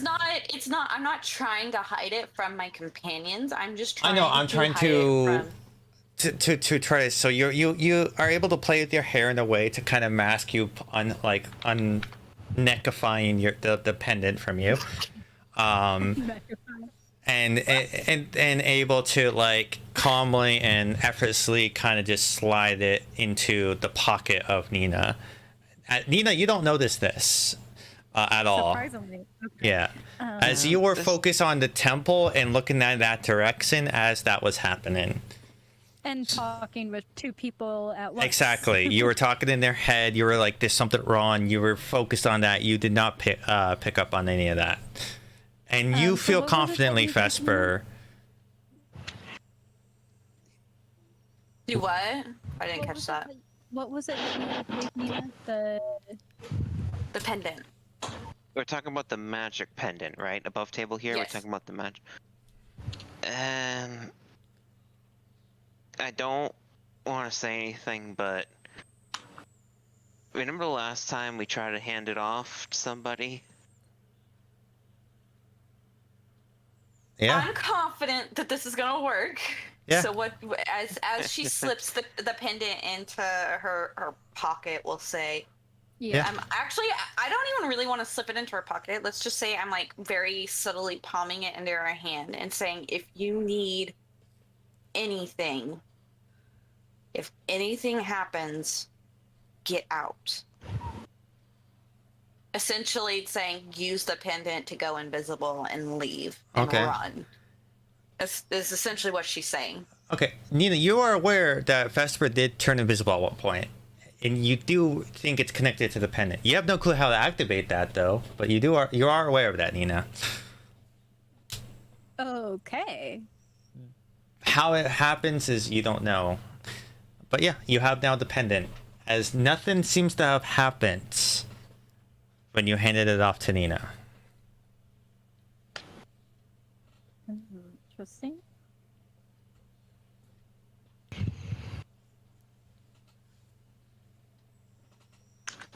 So, Nina, you go towards. Do you all go? So, besides Orion and Vesper, do you all go to the temple? No, I'm going to the crematorium. You're going to go to the crematorium. Okay. And chase that lead. Okay, so you're heading all the way over here. Nina, you're going over here. Since Orion and Nina are going to the temple, Vesper's just going to go ahead and just wander around town, hoping that maybe she can spot Galciad. Okay, so Orion, you're for sure going with Nina? Yeah, since she said something's wrong with her magic, I want to make sure that nothing like messes with her till that's fixed. Okay, Arisma, what are you doing? I mean, Erasma is more or less happy to tag along for the moment. With whom? So if in this case, with somebody else going to the crematorium, he'll head that way. He'll head towards the crematorium. I mean, you did see the tiefling heading that way, so maybe you were like curious about that. Who knows? Vesper, you're wandering. All right, everybody, roll a d10, and this is to see the order of what I do first. I'm gonna voluntarily let everybody else go before me because I've already had a few moments. So I'm gonna let everybody else go before me. I'll go last. So each group can roll a d10. I'll let you either Nina or Ryan roll, or Nina or Jacqueline or Rismel roll. I'll let Jacqueline roll. We all rolled a 5. Okay. What are the odds? Arisma and Orion, you roll. 10. Orion and Arisma roll now. So a 7, and Threndy, what's yours? Yeah, that's hookers and blackjack is 7. There you go. That's what I rolled earlier. You were just waiting.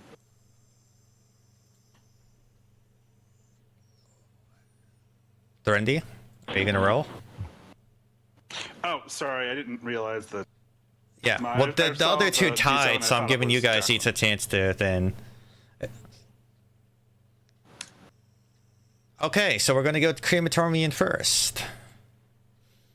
Okay. That honestly makes sense. So you guys wander off to your different directions. When you arrive to the crematorium, it's a simple stone building. It's built against the mountain's side. The thick, acrid smoke billows from the chimneys of this stone building. Corpses wrapped in beige cloth are stacked in a small yard northeast of the building. A willowy man wearing a leather apron greets you at the entrance in a surprising cheer. New bodies for Bazazan, I see. Behind him stands a giant of a man, muscular, blue-eyed, with a short-cropped hair and a missing arm. Erasma looks down for a moment, looks back up. In a manner of speaking.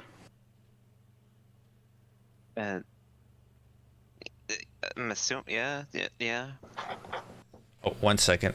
Somebody at the door. Okay. When suddenly, real life. When suddenly, Jacqueline is now being thrown into a cremator.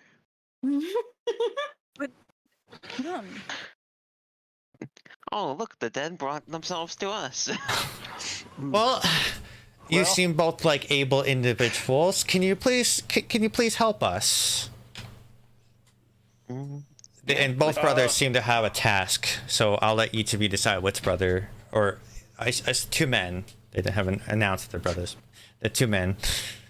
They look at close enough to you can sense that they are potentially.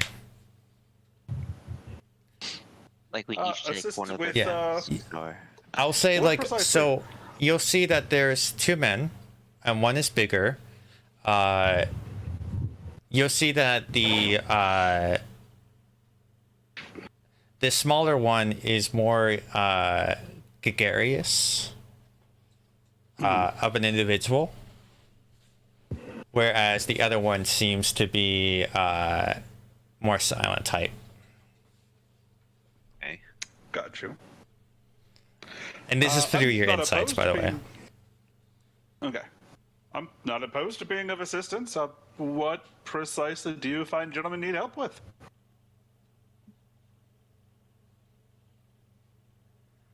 Well, we just need a little assistance in moving the bodies into the furnace. And you can sense that not quite dead yet. you see that the sorter of the men has a bit of disgust in their face and their demeanor a bit. Not necessarily towards you, but just in that general vibe of them.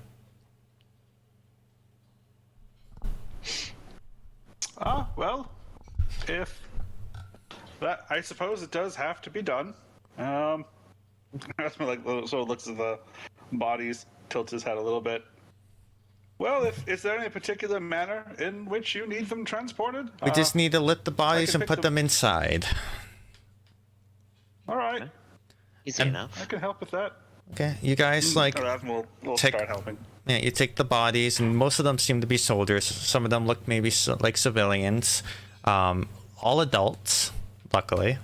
As you move them, you both do pick up that there's one pile of corpses that seems that the sorter of the brothers seems to be avoiding deliberately. Are they, humanoid? Yeah. or are they like the gibbering mouthers? You can see that both of you, if you guys wandered to that pile specifically. I mean, if he is going out of his way to avoid one pile, I'm definitely at least going to give it a look. Yeah. You can see what looks to be a frock, which not Arisma, but Jacqueline will recognize as the creature you recently fought that exploded. That exploded on both of you. Yeah, the wind creature that exploded all over you and Nina. Yeah. Huh. Oh, right.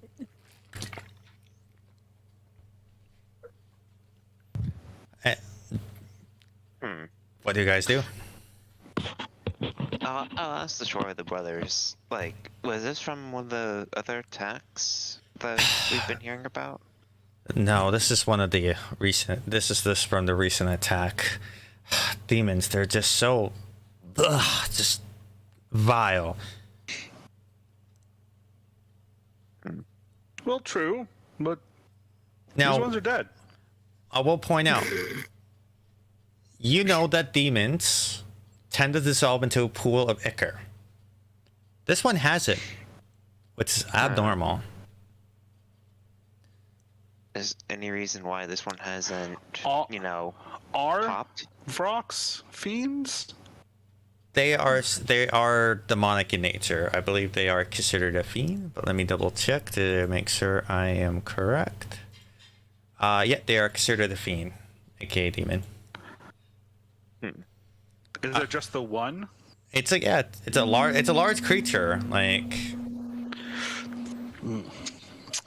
Any reason why this one hasn't, like, this is the size of it. popped and dissolved? The hell do I know? They all demons are the same to me, and they all just deserve to burn. Could I do an Arcana check to try to figure out what might keep something that's native to a different plane from going back there as opposed to just being a dead body? The DC will be really high, or you can roll religion, which will be a lower DC. As this is more to do with, this is, you could do an Arcana. It's just, this is more to do with demons and the pathology demons, which is more in the religions realm. Can I assist in the roll? No, that's totally fine. Do you have proficiency in Arcana? I do. It's Then you can assist. Proficiencies. Then either both of you can roll, or one with... Yeah, so either both of you can roll, or one with advantage. I have a pretty good mod. I wouldn't mind rolling with advantage. Yeah, no, I want you to roll because I know you probably have a great one. Okay. So Erasmus sort of just has a little confab and leans over to Jacqueline for a moment. Do you know of anything that might keep a extra planar body from just, poofing like they usually do? Well, all I know is that I fought one of these and it should have exploded by now. Well, you do know that it exploded most likely from Nina. I would say, you knew that. You're smart enough to know it exploded, not because it explodes, but because of Nina. I will say you're smart enough to know that. Yeah, but no, Jacqueline will just say it should have been gone by now, depending on how long it's been dead. I got a 16. A 16? With advantage? Yeah, I got a 4 and an 8. Okay. Nothing really comes to mind right away. It's very... Demons are a very abnormal thing. You hear about stories, but not many people have had a chance to really properly study them in detail. Like I said, normally as soon as the body dies, they turn to ichor, so studying a corpse is not possible, and studying a live specimen is even more risky. As you are examining this rock, all of a sudden you hear a voice out from down the street. Wait! Stop! And what you see is a bookish tiefling jogging into view. You see a variety of archaeology tools hanging at his waist, along with a satchel holding what looks to be his notebooks. You can't burn that yet! I need to study it! And reaching into the satchel, he pulls out a badge and holds it up. And as if the badge alone explained his reason for being here. Is it even remotely familiar? Yeah. Roll a history check, both of you. And I will say that unless you're native from Marquette, it's at disadvantage. I don't believe I am.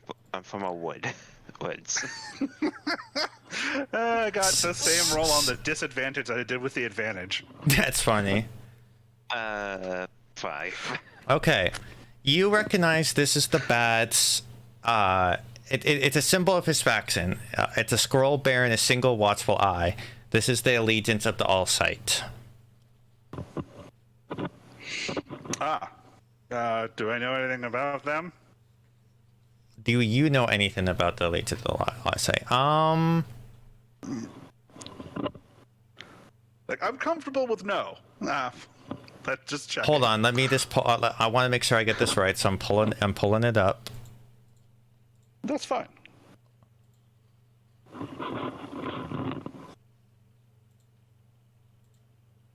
Where is it?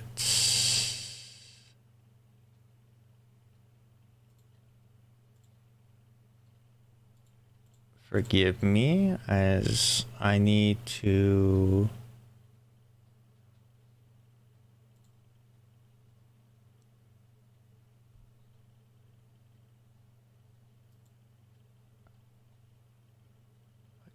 God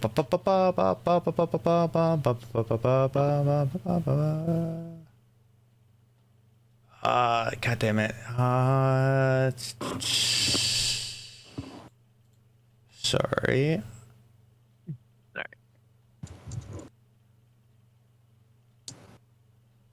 They're not giving me much information about them. But yeah, they are basically scholars, though. You know them as scholars, individuals that are archaeologists that are based in the Marquette that try to find, lost relics and history of the world, basically. Gotcha. So they're nerds. Okay. Yeah, basically. They're nerds. Yeah, my apologies. I thought they had some more information about them, but it doesn't seem like they do, at least not that I can find. So That's okay. Erasmus perks up for a moment when he sees the badge. Oh, he's with the All Sight. I actually don't really know much of what they do. Now, I apologize. It's not exactly our body. Well, oh, my here's the body information. to, Okay. sure. Okay, you found something? Yeah. With the 16, you do know that they are based in a university in Marquette called the Crystal Chateau. Okay. And you do know that it is run by two headmasters, one of them being a elf and the other one being a goblin. You also know that they are notoriously opposed the Vermilion Dream as well as the Sentinels of Memories factions. And that's pretty much all you can really glean. Oh, and you do know that they are friends of the Kawatso. But you don't know more about the history about them. You just know the broad stories. And well, Erasmus will sort of thumb back towards the proprietors. Well, it's not exactly our body to give over. As long as they're comfortable with handing it over and you have a way to transport it, I'm not particularly opposed. We're just helping out.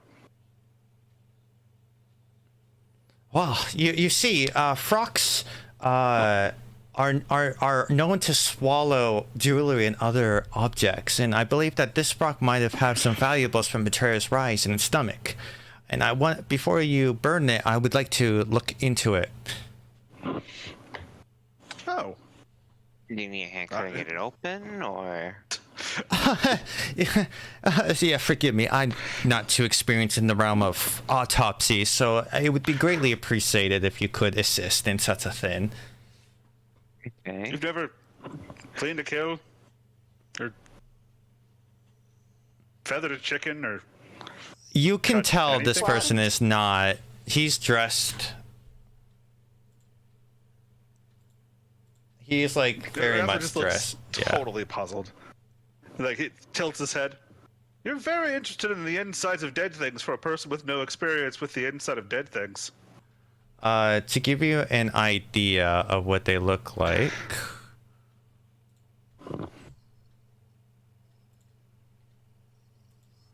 So this is he is the bottom one. That's what he looks like. Oh, okay. He's short for a tiefling. I told you he's a nerd. Yeah, that's what he looks like. It's like Patton Oswalt was an Oompa Loompa. Yeah.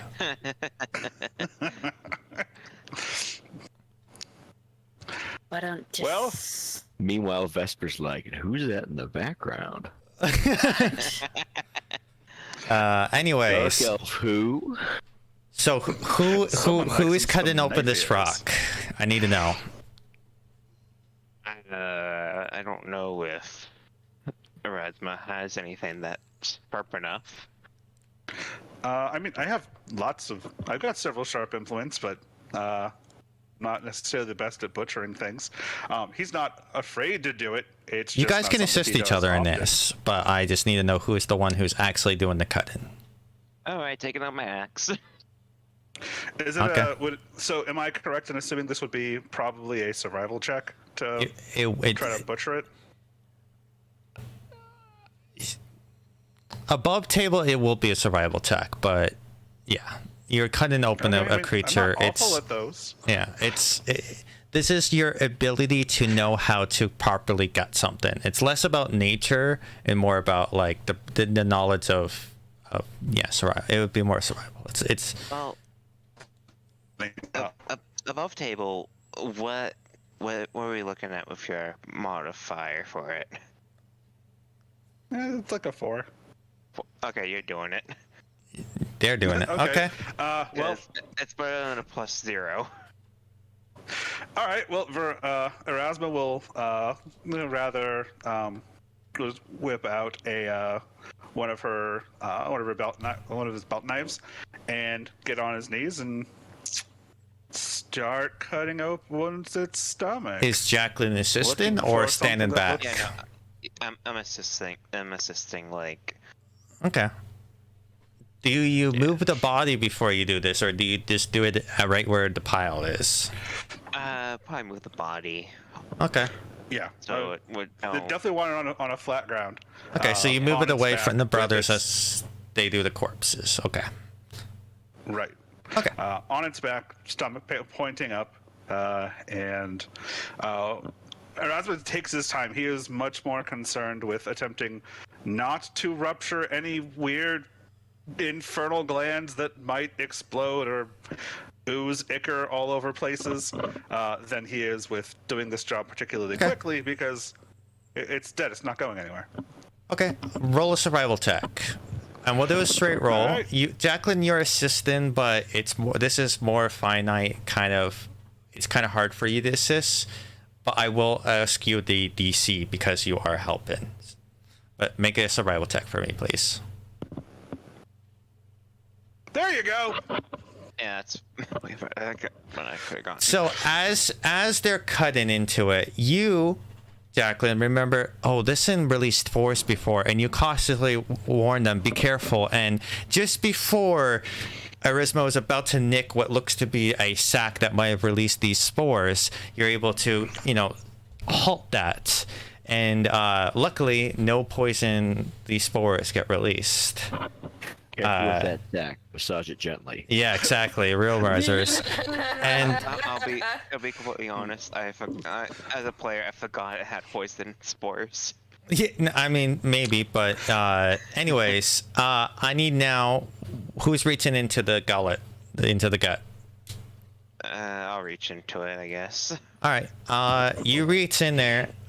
Make a quick investigation roll. Investigation? Okay. Yes. Well, that's a 7. 7. You do find what looks to be 3 gaudy rings of about 2 gold. Like each ring costs about 2 gold, and you do see what appears to be a cube-shaped puzzle box made of onyx. It's about 3 inches.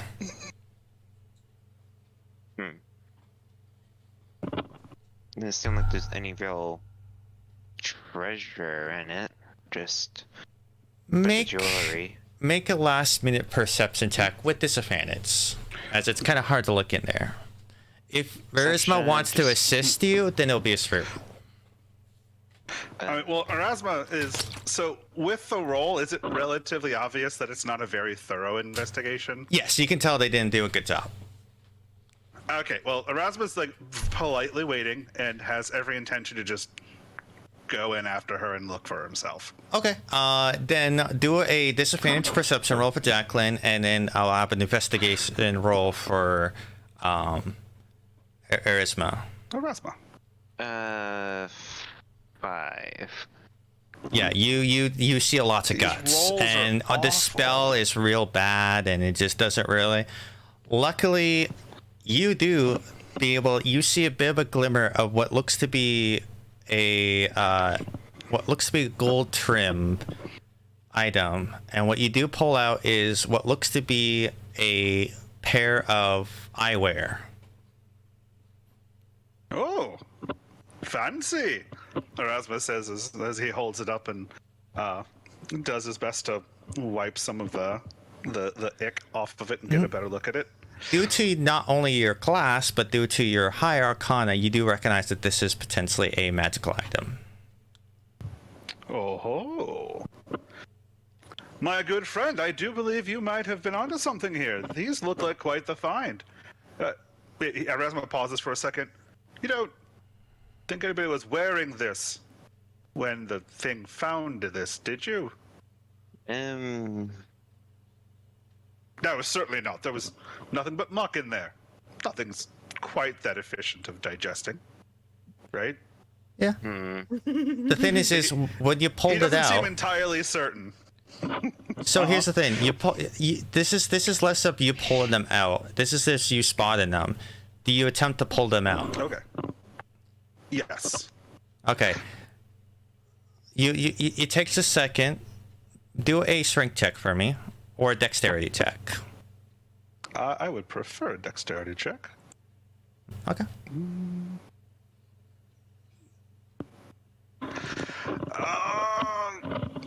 They're a bit snug and they get snagging the gate, the things. I need you to make a Constitution saving throw. Oh boy. Uh-oh. This is going to be interesting, actually, because technically, I need Jacqueline to make the Constitution saving throw too. Oh no. I'm so glad I'm not over there. Con save. Yes, it's a con save. Oh, my con is good at least. So. Yeah. Straight roll. Yeah, straight roll. I have lots of things that are good, and the dice was betraying Your me for armor most is of them. really good, so you're fine. Jacqueline, you take a total of 9 points of poison damage. As the spore pouch just ruptures. Yes, and you are currently poisoned. Ooh. But you're able to neck it, and you're able. Well, it's not just one, but it's actually two pairs of these odd crystal lensed goggles of sorts. I do need you to make another. Well, actually, you see as you nick it, a poison goes off, and you see the poison spore kind of cloud. You're able to quickly kind of dodge out the spores, like hold your breath before they come in so you don't breathe them in. But unfortunately, Jacqueline, as you were looking at the guts, you weren't really paying attention. You were trying to see anything else, and the spores hit you, and you know, you're, especially without your helmet on, you take the full brunt of it. No, it's assumption, because how far is the it would less than an hour to get there. It would be less than an hour. yeah. Okay, so it still have. You would still, unless you put your helmet on, it'd still be on for now. But yeah, you take a brunt of it, and you see this, or Isma. How does Jacqueline react to being poisoned? Well, she already has pale skin, so you'd probably see like a hit, like I don't know if like a hue, like a slight hue of green, just in her veins, just bulging a little bit. Ah! It's My like, goodness! Forgive me. That one moment. I can fix this. I can fix this. And he pulls a little like a little pewter like beaker out of one of the from beneath the leaves, and he scoops in some of the little spores, pours in a couple of nondescript liquids and mixes them up for a moment, and then holds the whole thing out to Jacqueline. Here, drink this. It should ameliorate the worst of the effects. I'm gonna cast Cure Wounds. Okay. So roll for Cure Wounds. 12. Hey, look at that! I'm fully healed again. Yes, but I need you to make another Constitution saving throw, as Cure Wounds does not eliminate poison. Yeah. It does not. How's an 18? Thankfully, whatever weird mixer, and it tasted awful. Like, we're talking about like the worst cough medicine ever. But you tug it down, and for a second you think you see the light, and you think, oh my god, I just been killed. And then clarity as the spores seem to, you cough out a few, and you are no longer poisoned. And before you guys can react to the puzzle box, the tiefling quickly grabs it and looks at it, and it's like,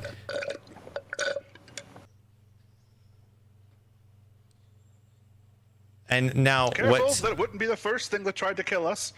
And in the as last 10 seconds. soon as the box is fully removed from the frock,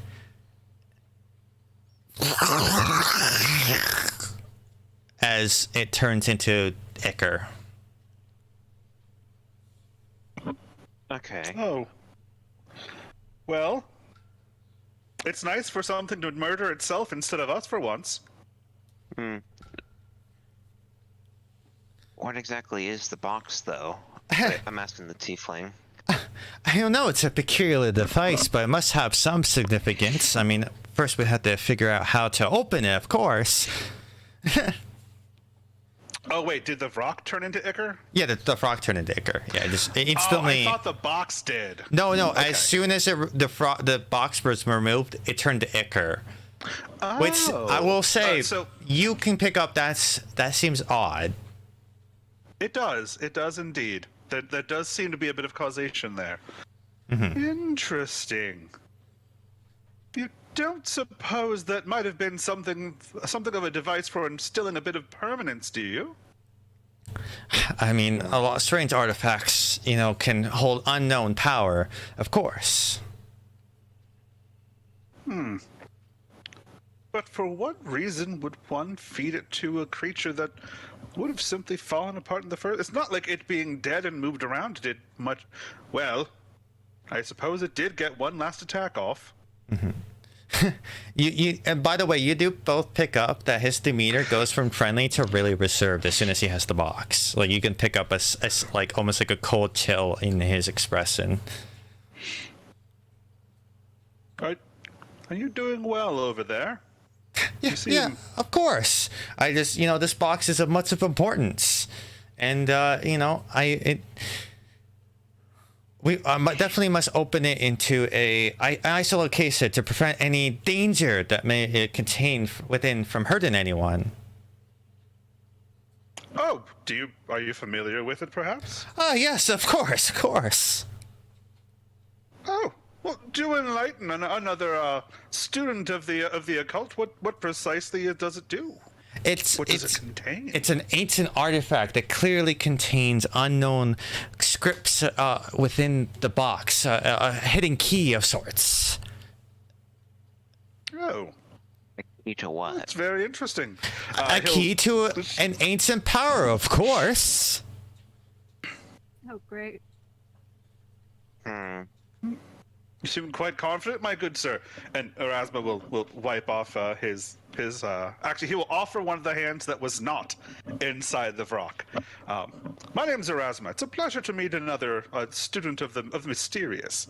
He, keeping the box very close to chest, kind of does like a quick shake. Fine. He's not reaching for the box. No, I know, but that's just how a quick shake and is back to just looking and examining the box, basically barely fully, really kind of being ignorant to you guys. Like you can tell, like he's listening to you, but not really. He's just responding briefly, but really not. He doesn't give two shits about you guys. You can pick that up. Right. You didn't tell us your name. Yeah. Names are not important. I'm an archaeologist. It doesn't matter. And he's so focused on the box at the moment. Erasmus is going to set a hand on his shoulder. My friend, I am sure you understand that as those who assisted you in recovering this, as you say, powerful ancient relic, it would be remiss of us to not even know the name of whom to which we released it. I would say names are very important right now. Make a persuasion check. I will do my best. My best is not very good. He's so focused. This probably will go over your head. It's the arcane knowledge of this is very powerful and a magnitude beyond understanding. Only minds that have spent years studying this could even briefly grasp a smidge of this knowledge. Can I? Because I'm assuming I was the one who got the box, right? Yes, you grabbed the box, and then he quickly grabbed the box as soon as you were poisoned and dropped the box. Okay. Can I do? I don't know if I can do an Arcana check or not. To see if I can figure out what he's talking about with the box. Like, do you want? So you want like roll like an insight check on him and see, or you're rolling like you're trying to figure out what the information about the box, like try if you recognize the box. So like what? I guess yeah. I'm trying to figure out if I recognize the box. No check needed. You have no clue about this box. All right. Do you guys try to continue the conversation here? Or? So he's just insulting my intelligence. and my arcane understanding. Yes, he has.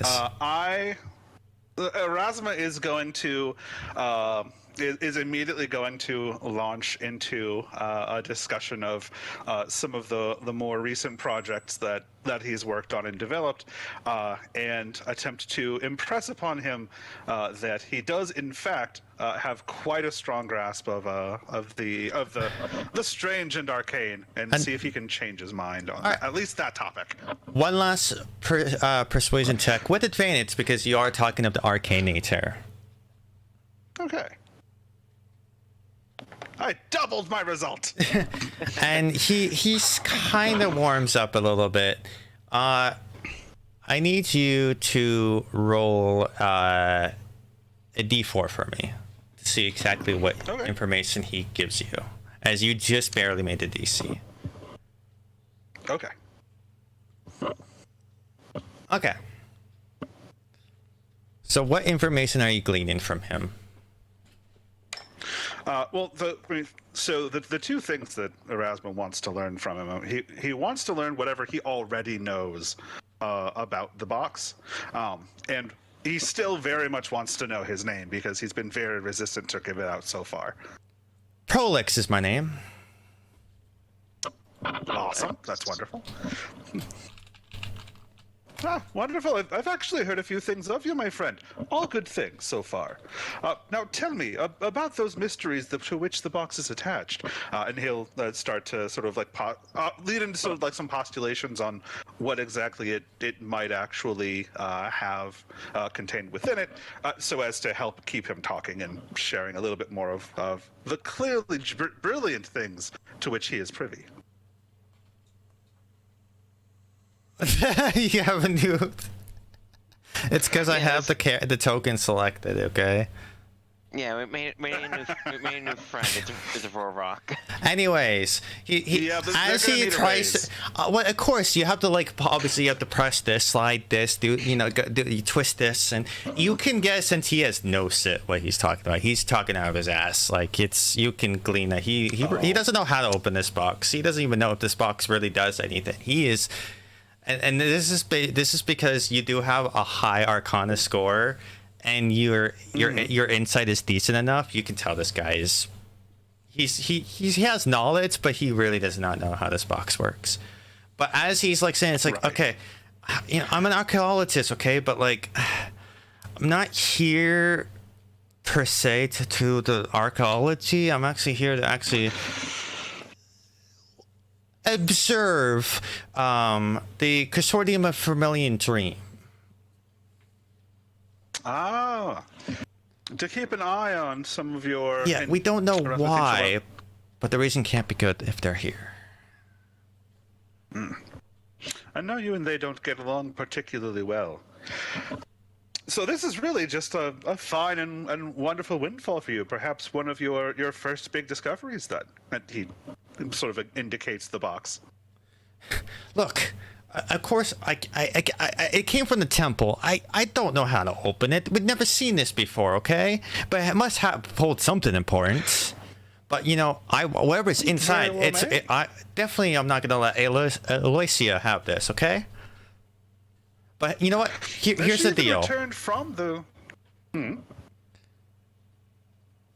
If you can figure out what Aloysia is up to and stop her, I'll give you 200 gold as well as whatever the box is in the box. Deal? 200 gold was in the box. Sure. Where would we find this? Is it Alicia? Lucia? Aloysia. I imagine she's still within the temple. Aloysia? No. That fool tried to go into the betrayal rise by themselves and got themselves hurt. She's not. She's obviously. She's really not hard to spot. She's tall, pale, dressed in red, very cold-blooded demeanor. She definitely has that "we'll do whatever it takes" kind of attitude, and whatever she wants, I want to know what she wants. They're both staying at the ready room. We're both staying at the ready room, so that's probably where you can find her. Okay. Well, all right then. I believe That was some a of our companions were fairy heading there when anyway. she mentioned to begin with. What? What's the last? Oh, it's a... Oh, Rasmus just commented. I believe that some of our compatriots were heading there anyway. Oh, okay. No, he was talking to me. sorry. I was just, I was very confused why she suddenly came up in the conversation. Oh, so she came up because Prolix is here actually to keep an eye on the Consortium of Vermilion Dream. Vermilion. Okay. I kept trying to think Emerald, and yeah, but he's trying to make sure she doesn't get whatever she's trying to work on. He doesn't know what that is. But like, I just found it really odd that he's talking like he already knows we know who she is. Well, he basically said that he wanted to keep it out of Aloysia's hands. He's not saying it as it's familiar to them. He's just saying that he basically almost kind of like he just instinctively said he can't get in their hands, and then had a moment of, let's make a deal. You find out information about this person, and then gives the description of her, knowing they don't know. Oh, okay. So it's more like it's one of those like they blurted out the name, and it's just they have such a focus on her. He's saying the name without like whether people know the name or not. Well, all right then. Okay, that makes. Yeah, it's less about that he knows you guys know the name. You might have heard as the name was mentioned earlier, and he might have saw a reaction to the name, but like that's just it's him seeing a potential ally in this. Useful soldiers. People who can do things and get in danger without being him. Yeah. That makes sense. Okay. Well, Prolix, as I said, my name is Erasma, and this is my. And he actually stops to realize that there's been no official delineation of exactly what everybody is to each other outside of the people, or more what everyone is to him. It's like acquaintance, Jacqueline. Yeah, Jacqueline just hold out her armored hand, Jacqueline Ichabod.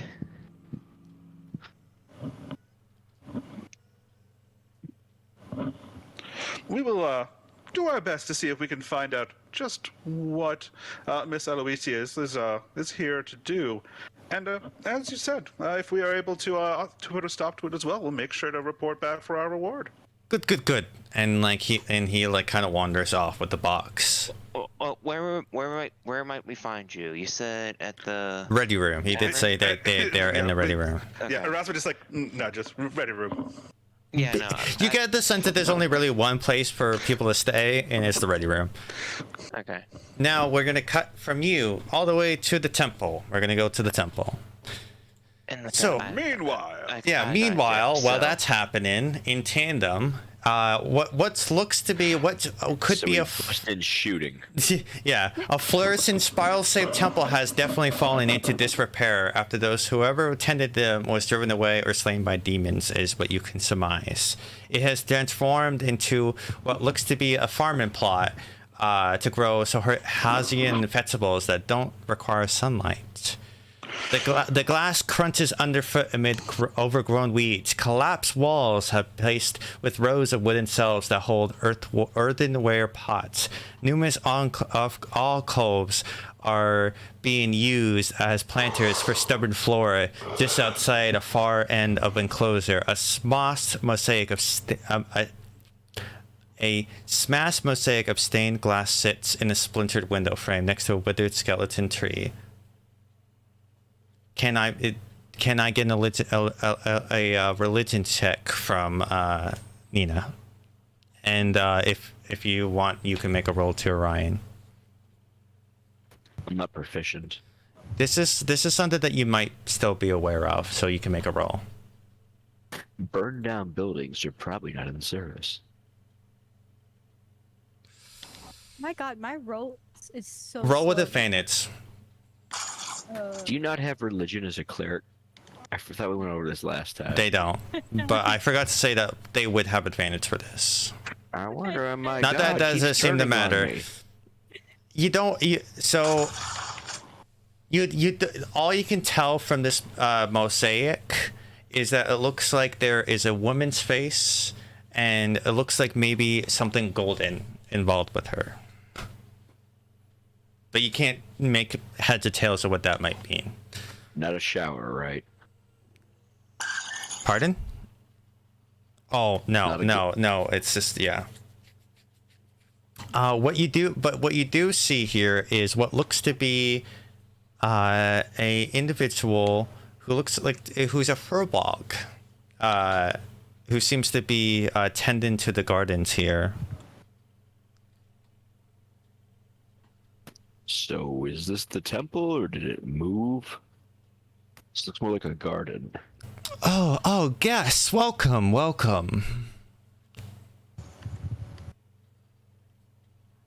Yeah. Nina will just kind of. So is this the temple, or did it move, or? The temple? No. This was once a temple to a deity. It's long but since been forgotten. This is now the garden. I've been asked to try to create food for the soldiers of this outpost.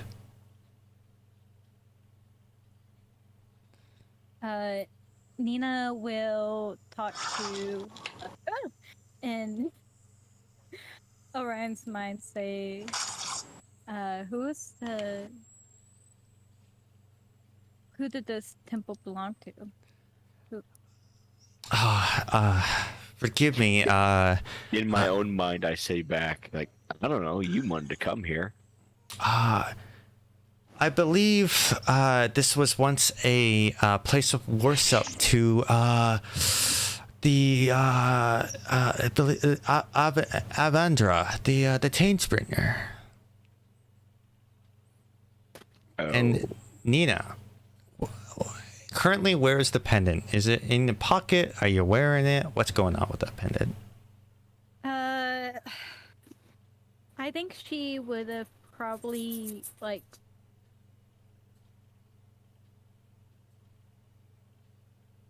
have put it in her pocket. Okay. Probably yeah. All right, fair enough. Okay. Yes, but unfortunately, it's definitely been in disarray for a long while. Plus, many of the Sorhaians, they don't worship the deities like people like ourselves. And he looks over to Nina.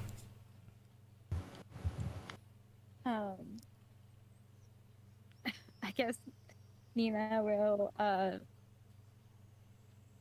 mind meld with this Spielberg. Okay. And will speak in his mind. Is this place still used as a place of worship? Whoa! Oh! This is. Hello? Hello? My apologies. And he says it in a very loud, yelling in your head. You do not need to yell. Well, I'm sorry. Sorry. And is still like an old person, not really fully. Is like, my apologies. This is a weird experience for me. I don't mean to intrude. This is my way of communication. Oh, of course.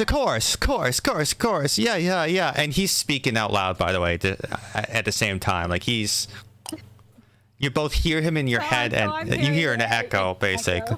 Yeah. Well,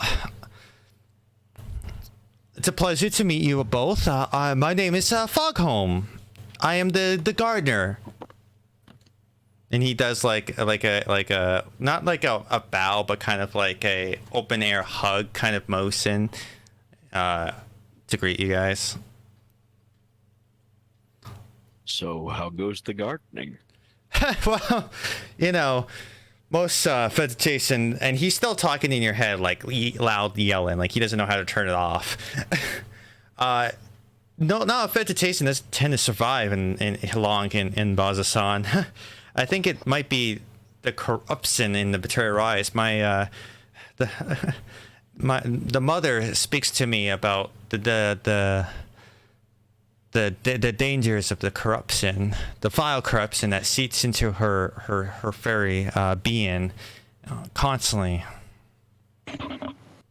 So not very well then. No. But the mother guides me in doing the best to try to bring life to the land. When he says mother, is he like talking about the change sprinkle? Do I get that? No. Roll. Do you have any? Do you need any tools or anything else you're missing? I've come quite prepared. I meditate with and speak with the plants and do my best to coax them into thriving. But I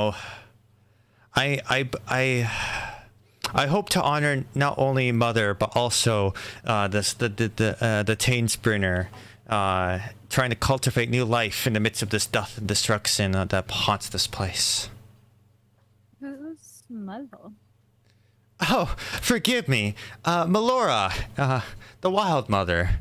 I am an envoy of her love and embrace. Oh. Nina doesn't say that. That was a shy thing. Okay. Oh, I see. Well, is there anything that you need from here? I look at Nina. Nina will ask, you said his name was Fogcoin? Fogholm. Fog. How do you spell that? Fogholm. Okay. Okay. Very simple. So Nina would say to Fogholm, is this place still used as worship, or is it another temple? Well, I do, meditate regularly here and try to speak with Mother. So yes, it's still a place you can worship, though unfortunately, as you can see, it's in a state of disarray. But I don't know. And he's still screaming in your head, by the way. Like, you haven't cut the connection. Yeah. Just to point out, like, this whole time he's yelling in your head. Yeah. Well, I mean, she kind of has to speak with him. Yeah. So I'm just going to keep this in mind. Like, he's not picking up. Well, the other night when I was meditating, I felt something surge within the earth. A warm, kindly presence that felt like Mother, or at least someone of like Mother. And I believe something was awakened within the Praetoria's Rise.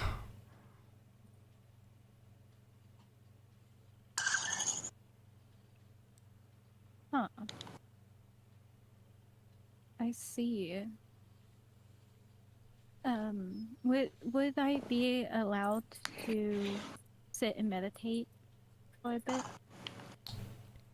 Yeah, sure. And he kind of like awkwardly just like tries to like move some stuff around and kind of find a spot for you, and he like clears a space for you to pray. Thank you.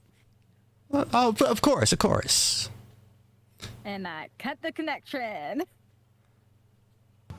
And you see him kind of look at you and like he still seems to like be trying to talk to you in your brain. Like he's not really paying attention, like, or at least not like looking at him. She's just like gonna like sit down, kind of like, you know, make it a comfortable spot so she can like sit cross-legged and start meditating somewhere. Okay, like he kind of wanders off a little bit to tend to some of the plants. Do you need anything dug or lifted while I'm here? Oh, well, if you can help with some of the larger pots over there and move them over there, and he kind of just shows you I'll around. help his little errands while Nina's doing her meditation. Okay. You effortlessly can help out with that. Nina, what are you doing as you pray? What are you attempting here? Oh god. So I mean, okay. As far as I know, I don't have anything where like I can actually talk to. You can always try to talk to them. It's just you don't have commune at the moment, so you can't like make a spell to force conversations, but you can still attempt to have a conversation. No one's stopping you from talking in the air and hoping for something. Yeah.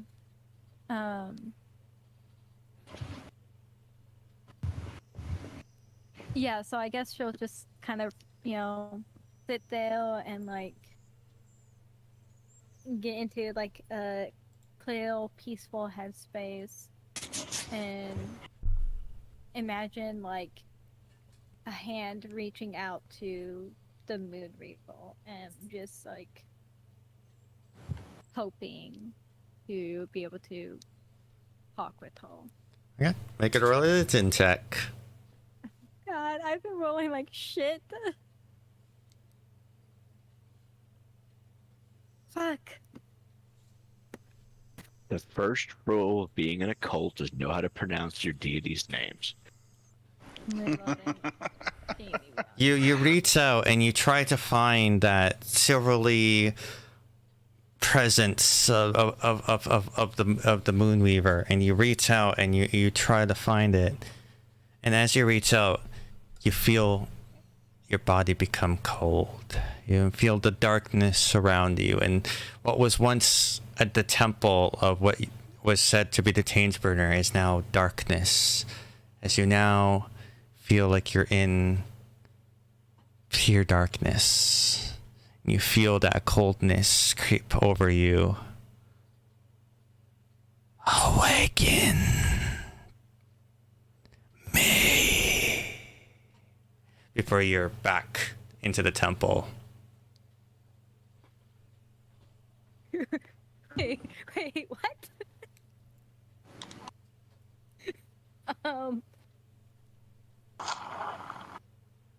Okay.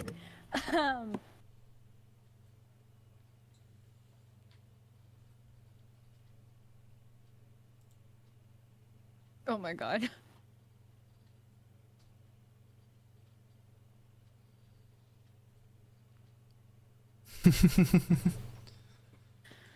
Okay. Yeah, but that's what you get with your check. Damn. Okay.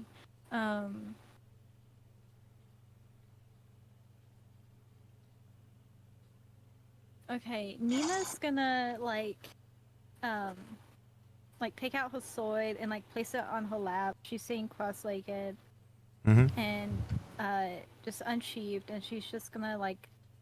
So all of a sudden, a glowing sword is emitted out, and Orion, you can see this, you recognize it because it's similar to your spear. Foghorn kind of takes a moment to just kind of stare, kind of in awe and and just seems to have a nice smile on his face.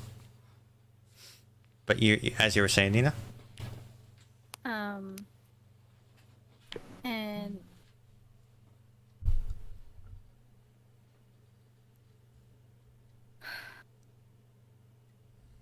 Okay, when she felt that like darkness and that cold, did it feel like it was another deity, or you just felt coldness? Okay. And as soon as you get brought back, you don't even really recall what was said. Like it just becomes a blur.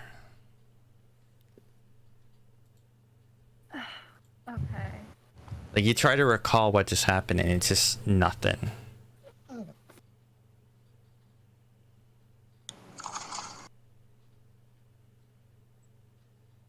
And as you ponder that, we're gonna cut to Vesper, as long as Celeste is still awake. Yeah, she's awake.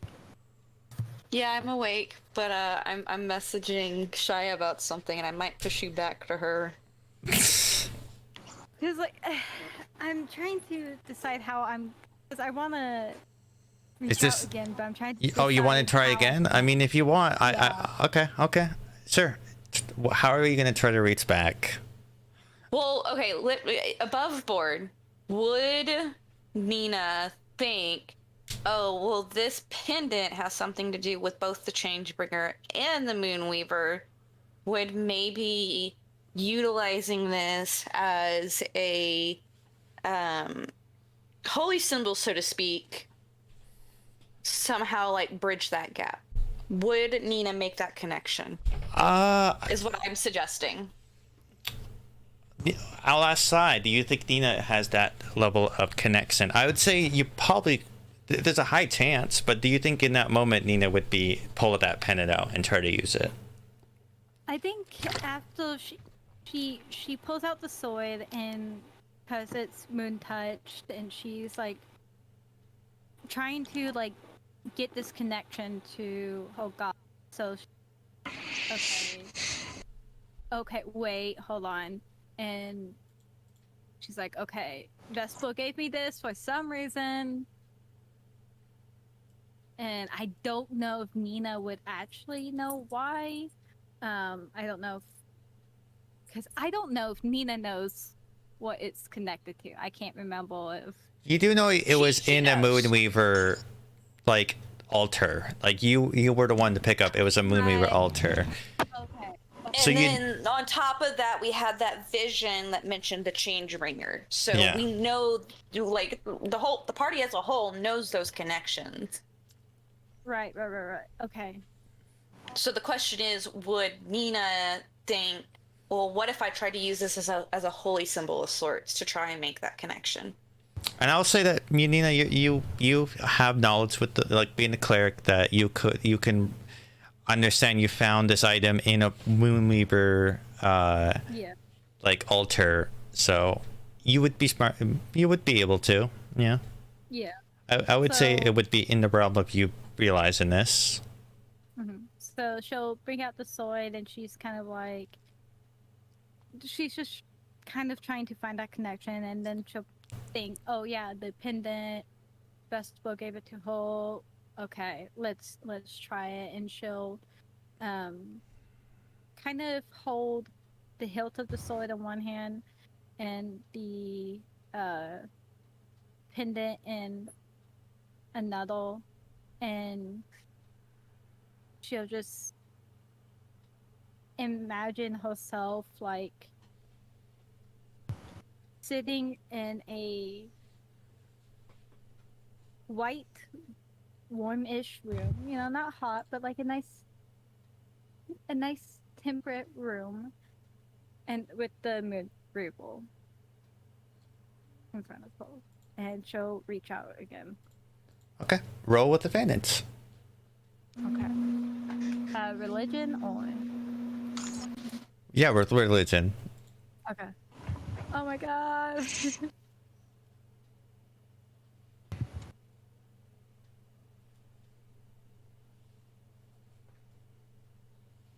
Oh, hold on. Stop it. Can you? So, first roll is a 10. You can roll one more time. No. I feel like I should be the cleric here. 7. God. Burn! Roll a d10 for me. Fuck. Look at me, I'm a cleric. I can roll above a 10. Dude, I have rolled shit. Cleric, more like Werick. Like, where is the... Know what I mean? I saw where you're going. It didn't quite land. Yeah, that's fair. You envision a white room, and you envision the you try to envision where you are, and you try to find hold connection, and you concentrate and concentrate, but you can't seem to grasp it. And then all of a sudden you go and you try harder and harder, and it just no connection. That glow, that silvery thing is just not there. It's not coming. It's not there. You push harder and you push harder and you push harder, and then all of a sudden that coldness creeps back in, and it gets colder and colder and colder. And you take 5 points of cold damage, as now visibly on Nina, frost begins to emerge and crack.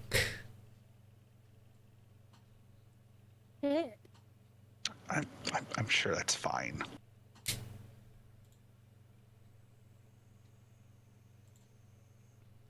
So probably like jump output image, like, you know, breathing heavy, and she's like trying to wipe the frost off of Hole. As you pull away, for a brief flash in your face, you see what looks to be a nightmarish, one-eyed being that just flashes through your face real quick, and then it's gone.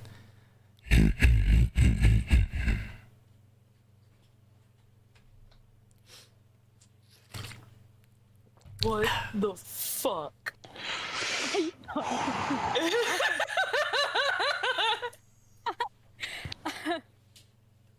Okay.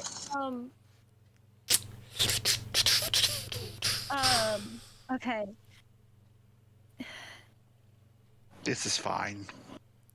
Can I poke her with my spear and like, hey, you okay? And use my inspiration, Oh, like, my blessing to make her reroll? Oh, yeah, that is true. You do have a more possibility, but that all happened, so I'm not letting you retroactively change that. But yes, just trying to give her another chance. The mo possibility is only for you. Only you can activate it for yourself. Yeah.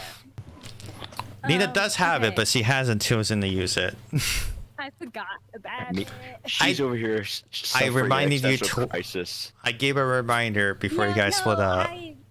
I'm bad at and I have it in my notes, and I've been writing down all this shit. I'm just.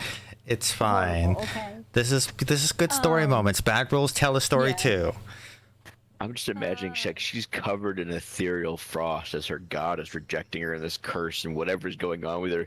Meanwhile, my dumbass walk around like, should I put the pot here? Yeah, no, that's literally what's happening. You are basic. Yeah, no, that's exactly what's happening. You're busy helping move things around and like you now when you hear a laughter, but you don't hear the.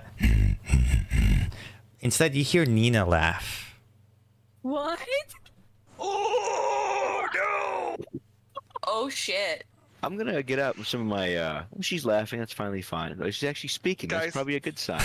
You know, I have some polishing cloths for my blacksmith's kit. I'm going to go to the altar, like this like the face of the... There's no altar. On the wall. There's like a mosaic that was shattered. I'm going to clean that off as best I can with my some polishing cloths. Sure. I mean, you make it less like it's still shattered, but you make it like have a little bit of a glint to it. I have a really important question. Did y'all keep the receipt for this cleric? She's broken. It's past 90 days. I know we should have returned her. Y'all might want to start looking into a refund. I know we should have returned her. It turned out like the voice box was damaged, but like it's past 90 days now, and there's a whole thing with the hassle. No, listen, it's cool. There's like a 90-day apostasy guarantee on this sort of thing. Let her talk. Let her talk. Costco. Hey. All right, Nina. Okay. You come out.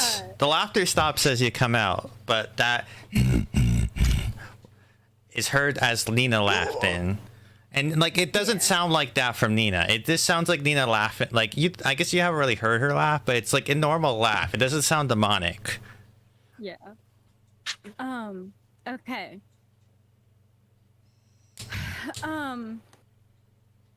Like how will in relation to like the center of the tree with like Nina be? Just I mean, about? you would pretty much have found like a spot pretty much like underneath the tree. I would say is pretty much the best spot. Okay. See, that's what I was imagining. Okay. And you know, Orion is just skipping around over here, just do do do do do do do do do do do do do do do. I'm digging a ditch. I'm moving some rocks. Yeah. Okay. But then you said you heard the laughter and you moved towards them, though, correct? No, I think she's laughing. That's a good thing. She doesn't get out, use her voice much. Okay. Anyways, what are you doing, Nina? Sorry. Okay, now Nina's getting kind of frustrated. There's something there. She needs answers. Okay, so you're gonna try again? She's gonna like sit on her knees. She's gonna like kind of like just kind of stab the sword into like the door in front of her. And she's gonna hold probably her holy symbol, like kind of like hold it to her chest. No. Scrap that. She's gonna what she's gonna do, she's gonna fuck. This could go so bad. Only a dice to roll to know. Okay.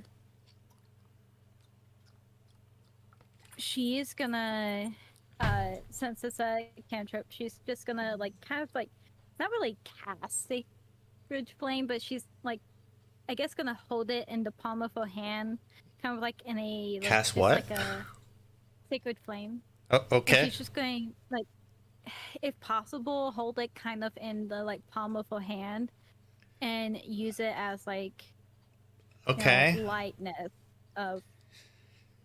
Sure. Again, if I okay, like She's no, getting I get desperate. what She's melting her holy symbol. I get what you're trying for. I'm taking liberties with this cantrip because it's supposed to be like you summon it and you have to make a dex saving throw or you take damage kind of thing. So, but I'm being no, liberty that you can summon it kind of like a fireball kind of thing. I'll take liberties that you can do this. no, it's okay. Like you don't. No. have to. You It's can just do like- this. I'm not saying you can't. I'm just trying to get the idea of what you're doing here. So you do the sacred flame. In a sense, you're just kind of like I have magic fire kind of style, essentially. Yeah. Yeah, it's like she's feeling cold and empty, and she has light magic, and she's trying to like use it as like some type of like connection. She's just Enjoy the trying to music. get an answer. As you are trying now to really connect here, I'm gonna now. Unfortunately, this is gonna be with disadvantage, but you can make another religion roll. As you've been trying to get this connection, and it seems to begin more sparse and sparse. So make one more roll. Okay. If you fail this one, you have to re-roll as a fighter. You can you might get really good rolls, but this is now a disadvantage. Your moat. You do have a moat, so you can then re-roll from the disadvantage.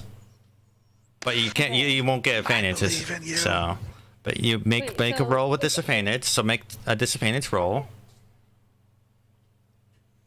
So Okay, I'm gonna roll IRL. okay, oh wow. Oh okay. And I'm gonna film it. Just in No, case. you don't have. I believe in you. I'm not gonna think that you're lying. I just died, so I'm scared. Understandably so.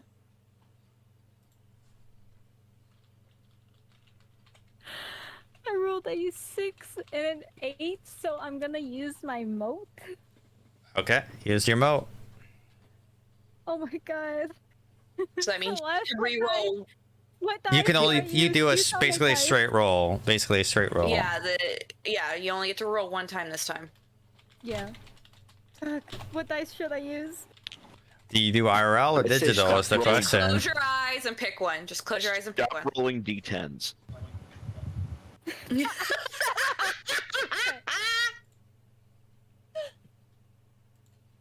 I'm gonna use the dice that Celeste gave me Mm-hmm. so I can get them out. Yeah. Roll that d20. I'm trying. Technically, actually, if you re-roll at the disadvantage, I think it's no. Actually, no. It would be straight roll. Yeah, because you roll. Yeah. Okay. You yeah. That's a 17. That's A 17. plus 2. So 19. 19. Okay. Oh,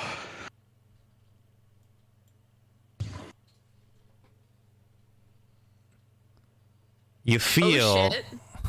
yourself swirling in a storm.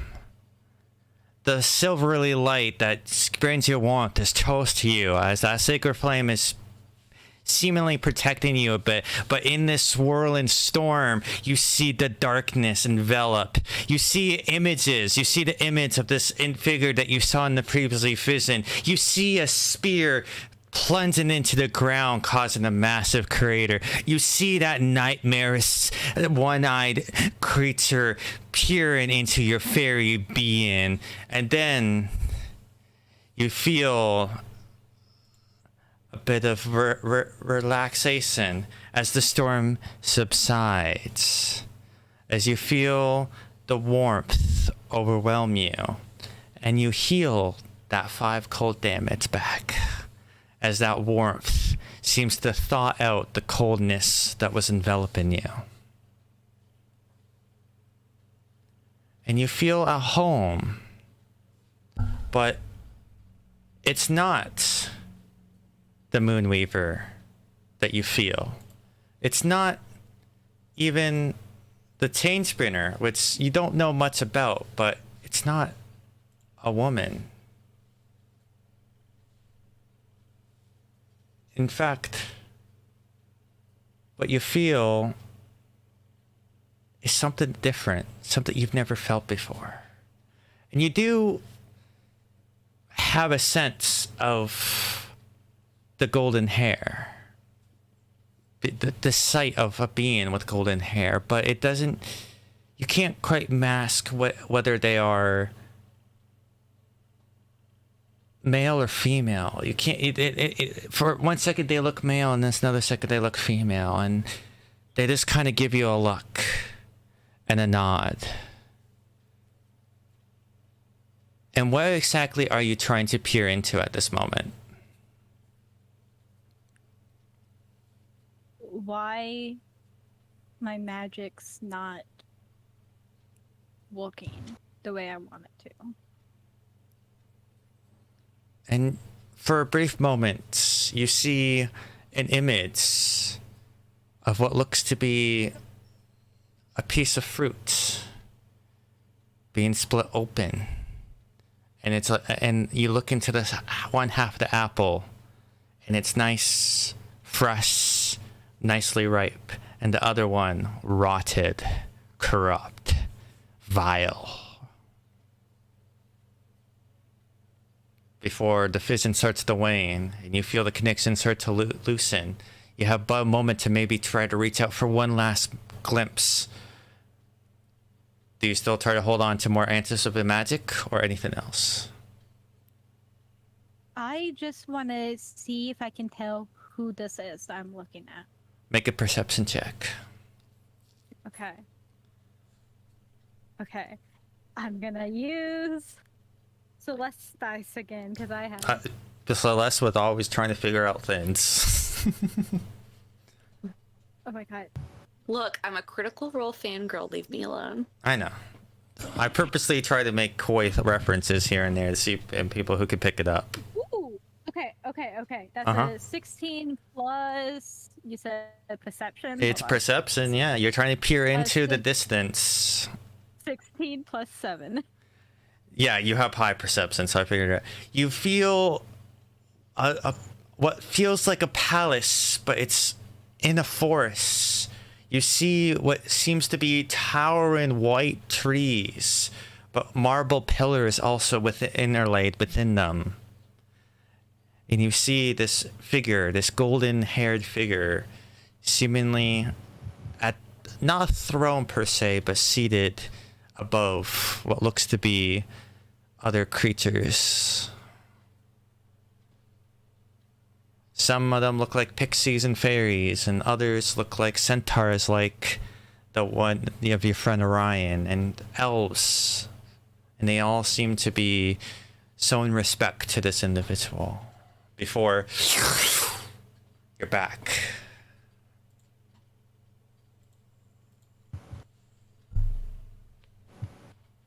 In this ruined temple. But there is a slight cold tingle down your neck.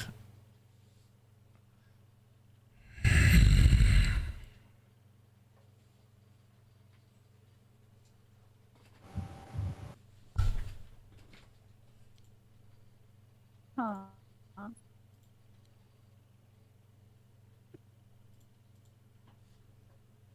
And we cut to Vesper as they are now attempting to look for Galsandria, or however you pronounce his name.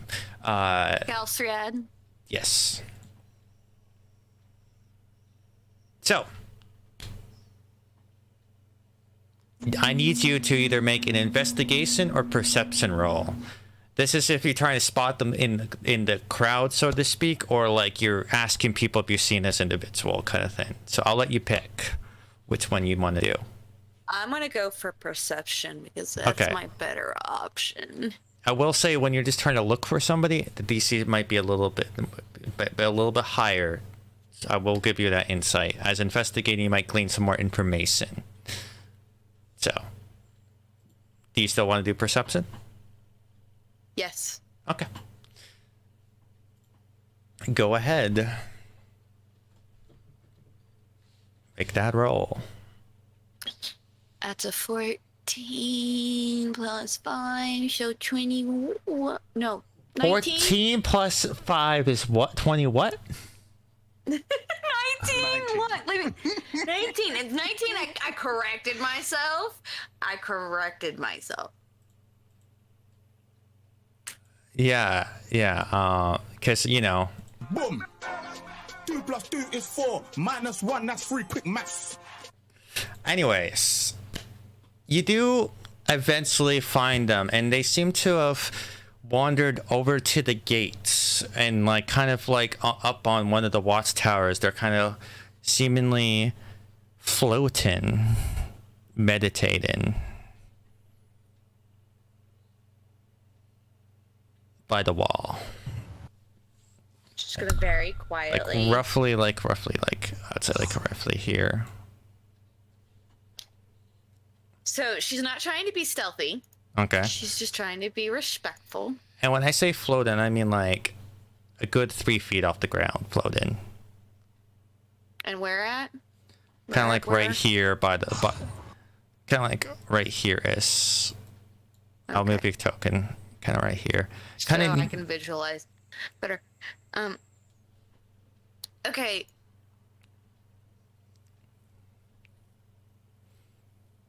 And you see the spell book as it flips between pages. His eyes are closed, meditating, but in front of him, floating, the spell book flipping.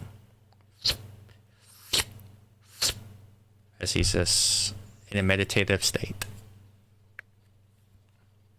So she's just gonna quietly join him, not necessarily stealthily, but quietly. And she's gonna reflect his pose, but she's obviously gonna like sit on a box because like there's a barrel there you can sit on. She can't float.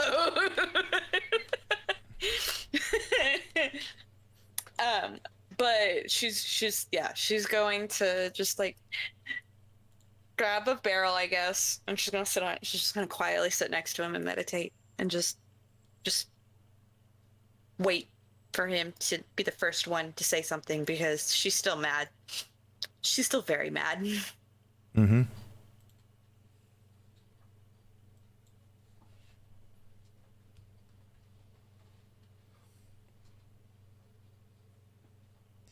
Well, as he meditates, and without opening his eyes, I see you've taken a bit of a gander at the type of magic in this book. I've learned many things, thanks to you and your notes. I noticed you made your own notes within these. Few things to make the spells a little easier to cast that I noticed. Impressive for someone who knowledge of the arcane arts is limited.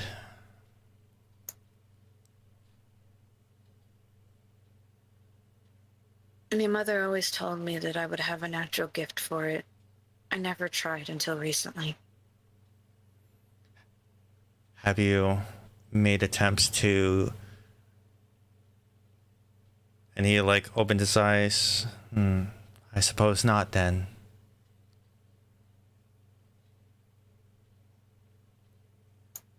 Go ahead and continue the question.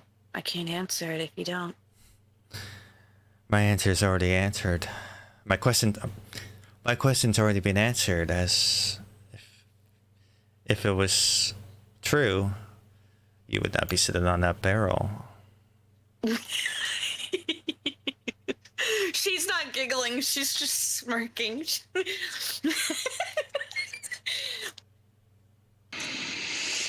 Look, I'm not as talented as you, but I had to do something to at least try and, match her. And she's just gonna look up at him and... whatever this is. You see, he pulls the book, and you see ruins come out of the book, and he kind of moves them in the air and kind of does a few moments before swiping the ruins over to you, and in a moment you feel yourself get a bit lighter as you begin to float a bit above the barrel. She's just staring down what the fuck? One She's experienced flight, but this is this is a totally different feeling. You feel weightlessness. Yeah. You feel all the gravity just suddenly disappears as there is no pull to the ground. You're not floating further up. It's only a parcel as you feel you make either an Arcana or Perception check. Do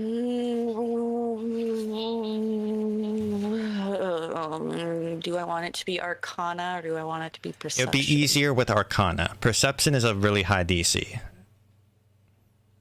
I'm going to take my chance with the Arcana even though it's only a +2. Go ahead. Oof.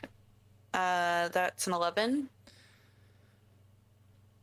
Your arcane knowledge is limited, and you don't quite grasp what this spell might be, but you do feel a slight thread that seems to connect you with them, as you now are matching their height in the levitation.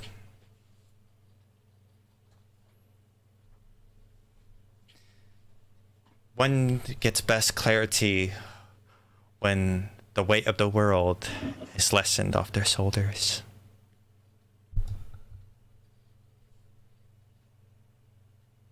Focus. Look into yourself. Who are you? What are you? And why are you?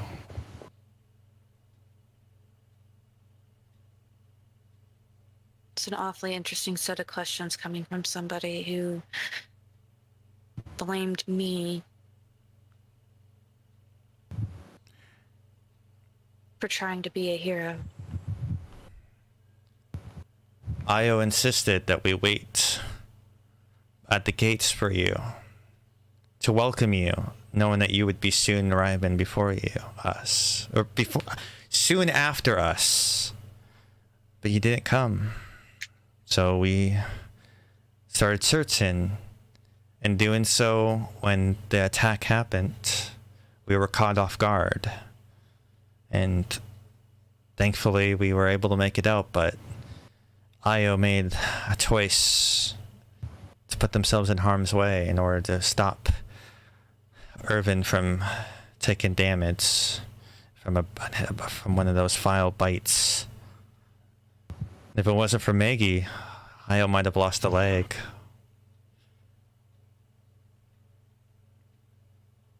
And yet you bash me for being the hero. They're a hero because of you and your words.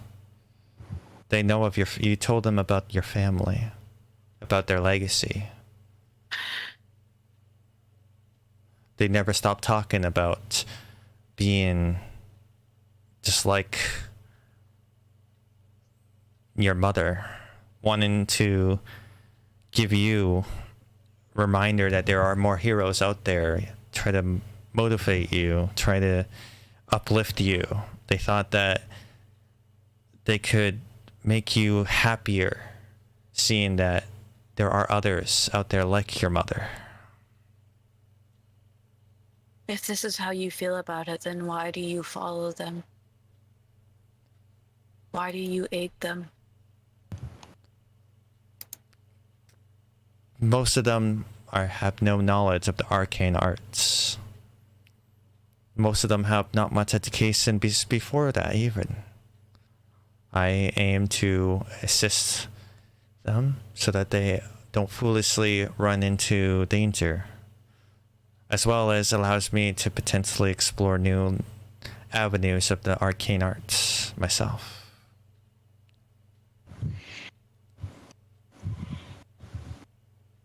Now, focus. Who are you? What are you? Why is you? She's just going to quietly close her eyes and try to meditate and look into herself. Not necessarily with the goal to answer these questions, but more to learn about herself in this moment. As you peer into yourself and you focus, you start to pull away from the world. And again, you feel lightness, you feel the clouds, you feel part of the sky. But at the same time, you feel like you're in the sea. And the feeling of the world below you. And you just see Alexandria in its whole for a moment. You feel as you soar through the sky, you feel free. You feel purpose. You feel hope. But then the sky begins to darken. And it starts to storm. And then with one loud, you begin falling. It's storming. The rain is falling. It's hitting you. But you feel your wings. All of a sudden, you have wings. You start to try to flap. You try to escape the storm, but it's pulling you in. The wind is going faster. It's blowing into you. You try to resist. You try to pull, or do you let the wind take you?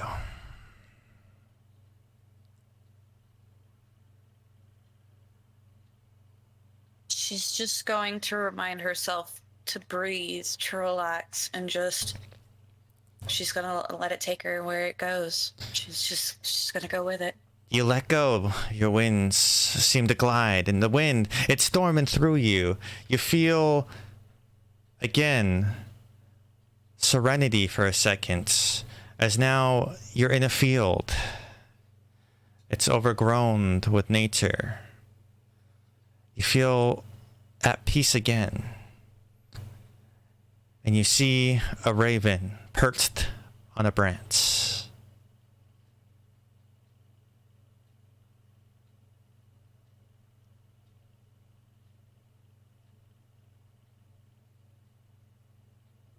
Can I approach the raven?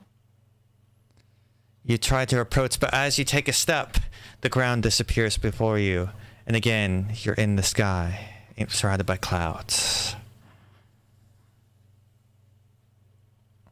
And you see golden light in front of you,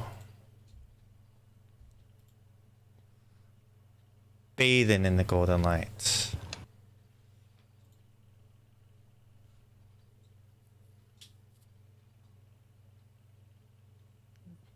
Do you move forward? She's gonna. Is she like floating? You feel weightlessness, but you feel like there is a ground, even though it's clouds. Like you don't feel the ground, but you feel like you're on a surface, if that makes sense. Like it's not. You don't feel the surface, but you sense the surface. Like it's like you're standing in the air. Okay.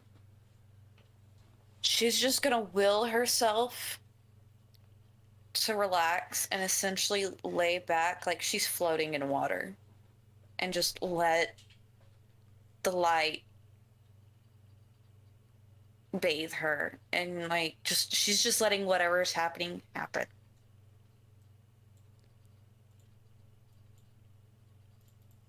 And you let it in. You let the light fill you. You feel the light warmth. You feel it grow.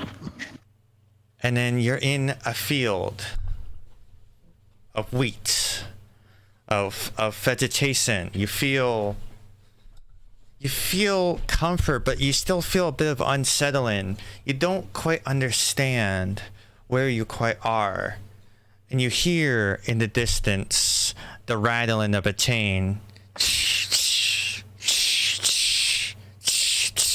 And it's getting closer and closer. Do you break free, or do you continue? She's gonna stay stalwart. She's not gonna fight. She's just letting whatever happens happen. Make a wisdom saving throw for me.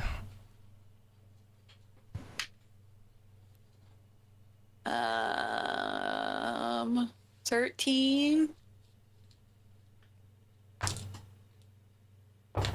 You take 3 points of psychic damage as all of a sudden the chains seem to wrap in your head as you hear the tingling louder and louder before it subsides. And you push through, and now you see 3 figures surrounding an individual knelt before them.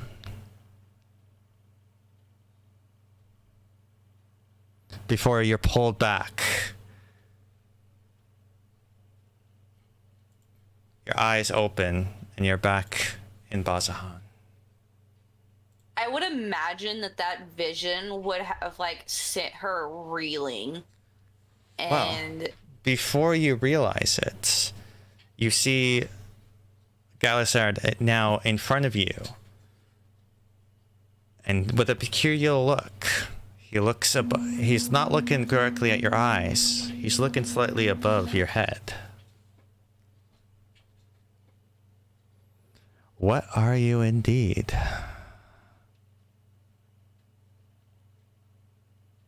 And she's just gonna be like trying, like she's gonna like try to look up, see what he's seeing. I have an idea, I know what it is, but she's still gonna do it. You can't see anything from your angle. You can't.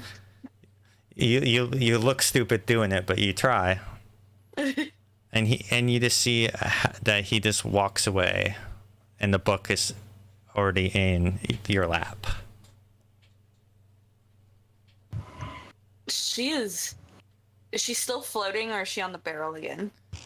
You're sitting on the barrel at this point. And when I say you see him, he doesn't wander away. He fades away.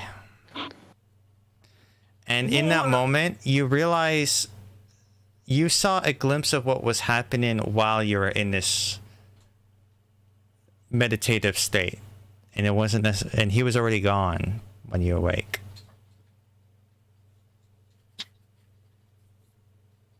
What the fuck?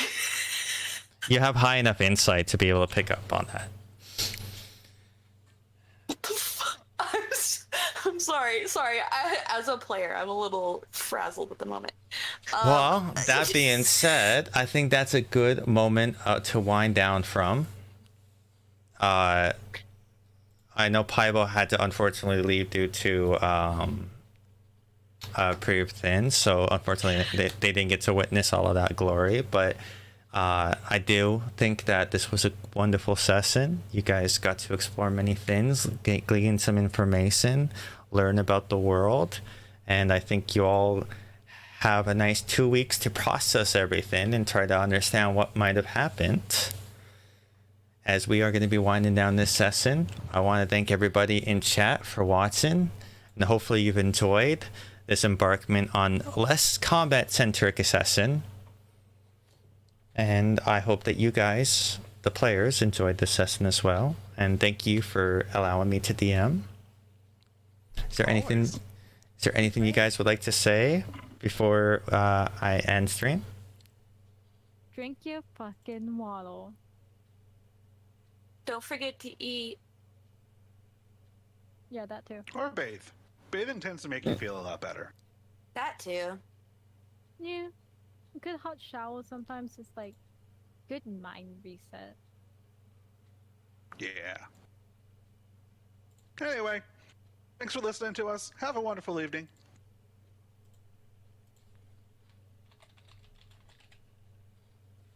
Basically. All right. Thank you, everybody. And hopefully I see you guys on Tuesday for the next stream. And be sure to tune in next Saturday for the playtest playthrough, where we're going to be tackling some Netherdeep fun stuff. And thank you, everybody. I'm enjoying being the DM, and hopefully you guys are enjoying being the players, and hopefully chat is enjoying watching this story unfold. Until next time, flip you all.